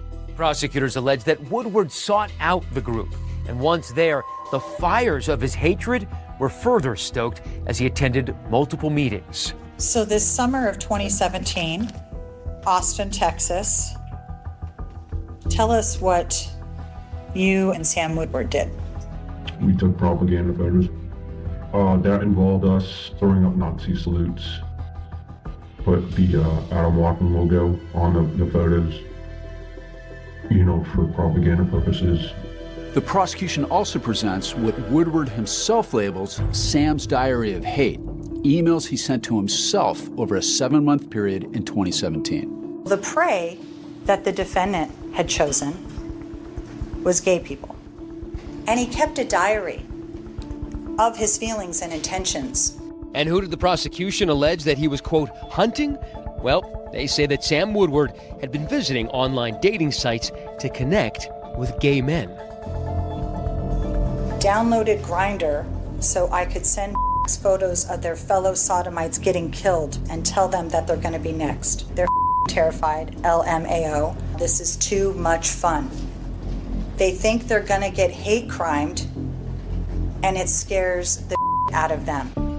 And this is how the prosecution claims Sam Woodward targeted Blaze while he was hunting for victims on the dating app Tinder. The two men first connected on the app in June of 2017, 3 years after they'd been classmates at OSHA. And then again, the night Blaze disappeared. The last exchange is allegedly what led to their encounter in Borrego Park. And then here is where the luring starts. And the defendant says, "Is anyone near you right now?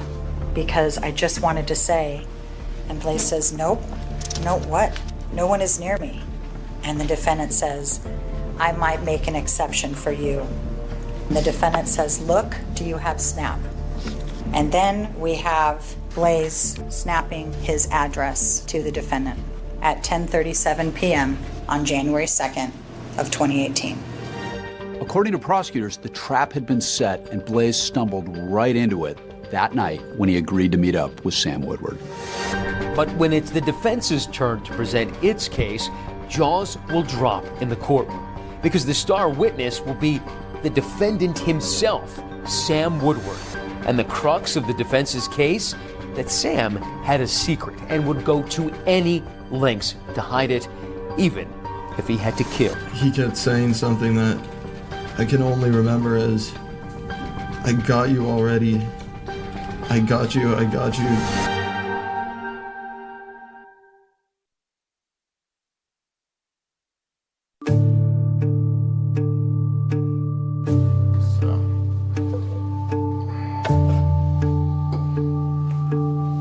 Today we're going to another day of court. It's definitely a challenge emotionally and mentally to get up and just have to go and do this.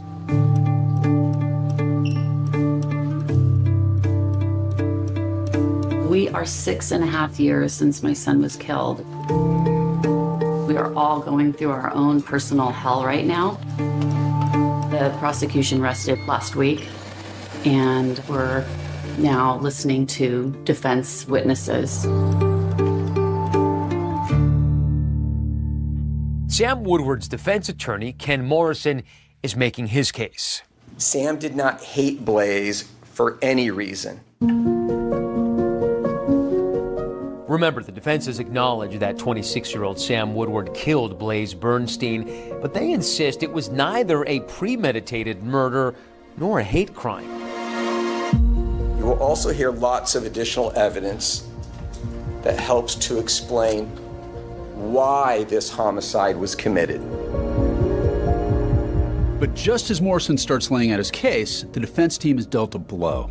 The judge rules that some evidence is inadmissible, including that mysterious last text message sent from Blaze's phone on the night of the murder. I did something really horrible for the story, but also no one can ever know. The jury then hears how Sam Woodward was diagnosed with autism spectrum disorder, which the defense says hindered his ability to make and maintain friendships and contributed to Sam's acute sense of isolation and loneliness.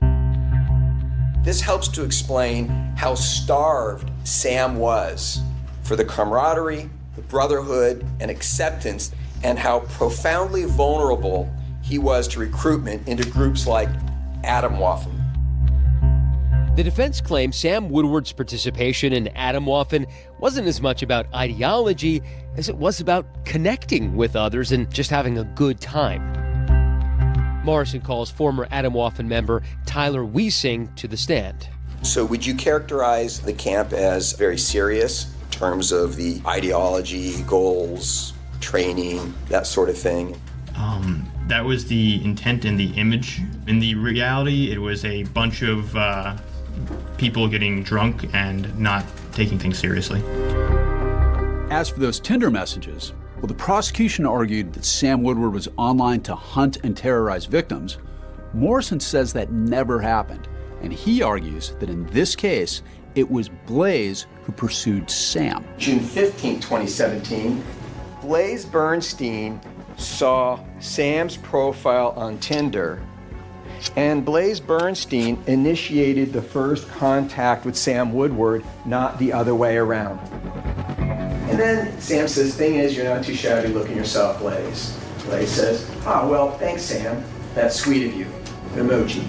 Sam says, yeah, you're cute, TBH, to be honest. According to the defense, Sam Woodward was repressing his own feelings of homosexuality, which could help explain the reason behind, quote, Sam's diary of hate. He's trying to kind of keep this as like this hidden away part of his life. That these hate diary entries are simply narrative constructs to cover up that part of him should Atomwaffen members get suspicious. Morrison argues that Sam Woodward was tortured by his sexual identity because of what he claims he heard at home. He calls Woodward's mother, Michelle, to the witness stand. Ms. Woodward, was it ever communicated to your children that homosexuality is a sin? Yes. And who communicated that? My husband. The defense calls James Markle to the stand, please. Family friend James Markle tells the court about an incident he says Michelle recounted to him about Sam's father, Blake. Was there any particular word that Michelle Woodward told you that she would hear Blake call Sam? He would say he would say K. But when called to the stand, Sam Woodward's father, Blake, denies using any homophobic slurs. Would you make derogatory remarks about homosexual people in Sam's presence? No. But ultimately, the case would hinge on the testimony of the one person who was there the night Blaze Bernstein was killed, Sam Woodward. The defense is calling Samuel Woodward. For the defense, calling their client to testify is a risky move. It can be viewed as a Hail Mary or as a very shrewd tactic to play on the jury's sympathies. And Mr. Woodward, can I ask you if you're able to move the hair out of your face a little bit? Sam Woodward's defense attorney, Ken Morrison, takes Woodward through the story of his life, arriving at a key question. Sam, was there ever a time in your life that you can recall where you wondered whether you might be gay? No. No, I can't say really there was, no. This may have just blown up Ken Morrison's defense, which hinges on the argument that Sam Woodward was struggling with his sexual identity. And that will become hugely important because of what Morrison is about to argue Blaze did that night, which he says provoked the attack.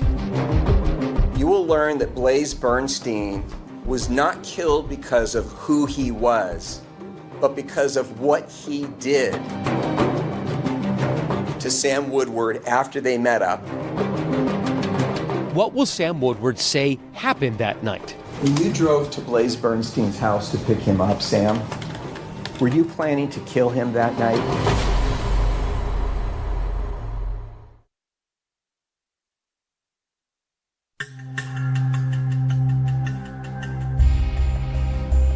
It's day 28 in the trial of Sam Woodward, and defense attorney Ken Morrison is questioning his client about the night that he and Blaze ended up in Borrego Park.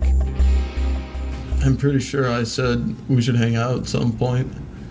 Or rather, it'd be cool if you wanted to. And right after that, he said to me that he was actually free this night, right now. And at that point, I said, all right, cool. Sam Woodward testifies that after picking up Blaze near his house, the two men eventually arrived at the park. There, on a bench, Woodward claims the night took a dark turn. Woodward said he smoked some marijuana, was starting to kind of get drowsy, kind of nod off. He feels something and opens his eyes. I saw a hand right on my crotch with my pants unbuckled. I looked right up and I saw him, and he had his phone in his hand. He kept saying something that I can only remember as, I got you already. I got you, I got you, I got you, I got you, hypocrite.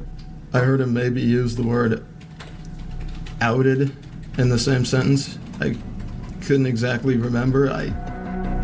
If Sam Woodward is to be believed, Blaze was threatening him, and that's what made Woodward snap.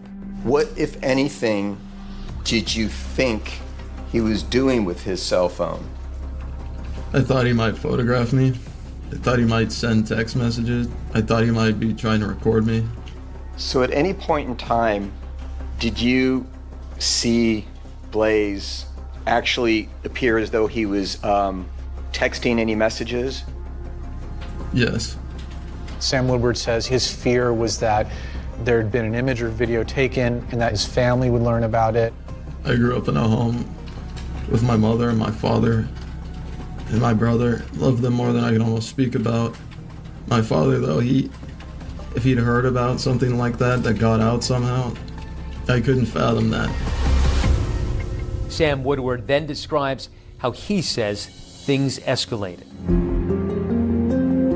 I found one of the knives that I had used to open up the container of marijuana. I just kept driving and driving and driving and driving the knife down. When you say driving the knife down, Sam, were you stabbing Blaze? At that point, yes, I was.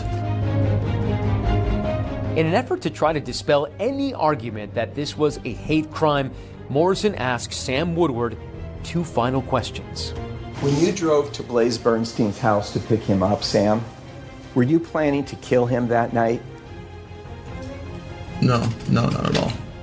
Did you hate him because he was gay? No, not at all. But now, here's where the gamble of putting Woodward on the stand could either pay off or lose big. Okay, so walk me through it, sir. On cross-examination, Jennifer Walker attacks Woodward's credibility.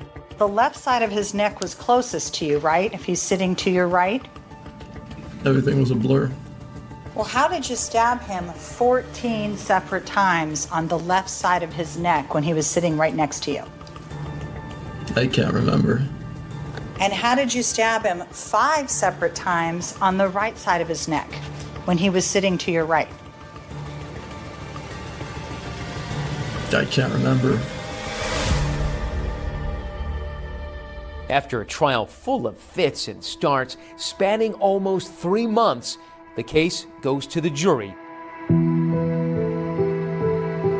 The jury deliberates for about 8 hours. We, the jury, in the above entitled action, find the defendant, Samuel Woodward, guilty of the crime of first-degree murder. It's an emotional moment, even for the court clerk. A felony and violate. Just 1 sec. Sure. I've prosecuted a lot of murder cases, and I can't say I've ever seen a court clerk react like that. We, the jury, in the above entitled action, find it to be true that the defendant, Samuel Woodward, committed hate crime, first-degree murder. We are thrilled with the verdict, which holds Samuel Woodward accountable for the brutal, violent, painful murder of our son. Justice has been served. Thank you. Breaking news now, an emotional afternoon in an Orange County courtroom. The sentencing has just been handed down for the man convicted in the hate crime murder of Blaze Bernstein. This time the court does sentence the defendant to state prison for the term prescribed by law, which is life without the possibility of parole. The jury said that they saw this as a hate crime and that hate was not going to get you anywhere in this world. In the 7 years since Blaze Bernstein's murder, the family of Sam Woodward has never spoken out beyond their court testimony. But the Bernsteins say the Woodwards did leave something for them back in 2018. Have they reached out to you, by the way? Yeah. We found a note under our doormat. What did it say, this note?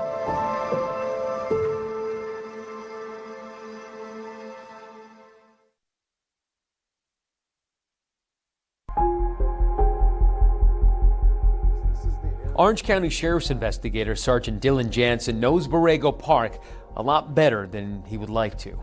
In the initial days of the investigation, how many hours would you say you spent at this park here?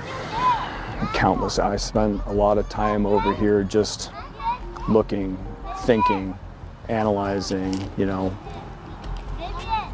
what was the truth, what's not the truth. We may never know exactly what happened the night Blaze was murdered, or what that last text message meant. But Sergeant Jansen can answer one question based on the evidence. That cell phone, even though it was damaged, we were able to send it to various companies to restructure the cell phone and extract any and all information on there.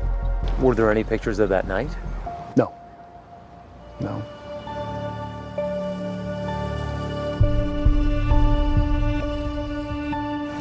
This park is pretty meaningful for you. So we stop here and go check out the garden of rocks that are now over in the corner. Do you feel that you get a little bit of closure each time you put one more rock down?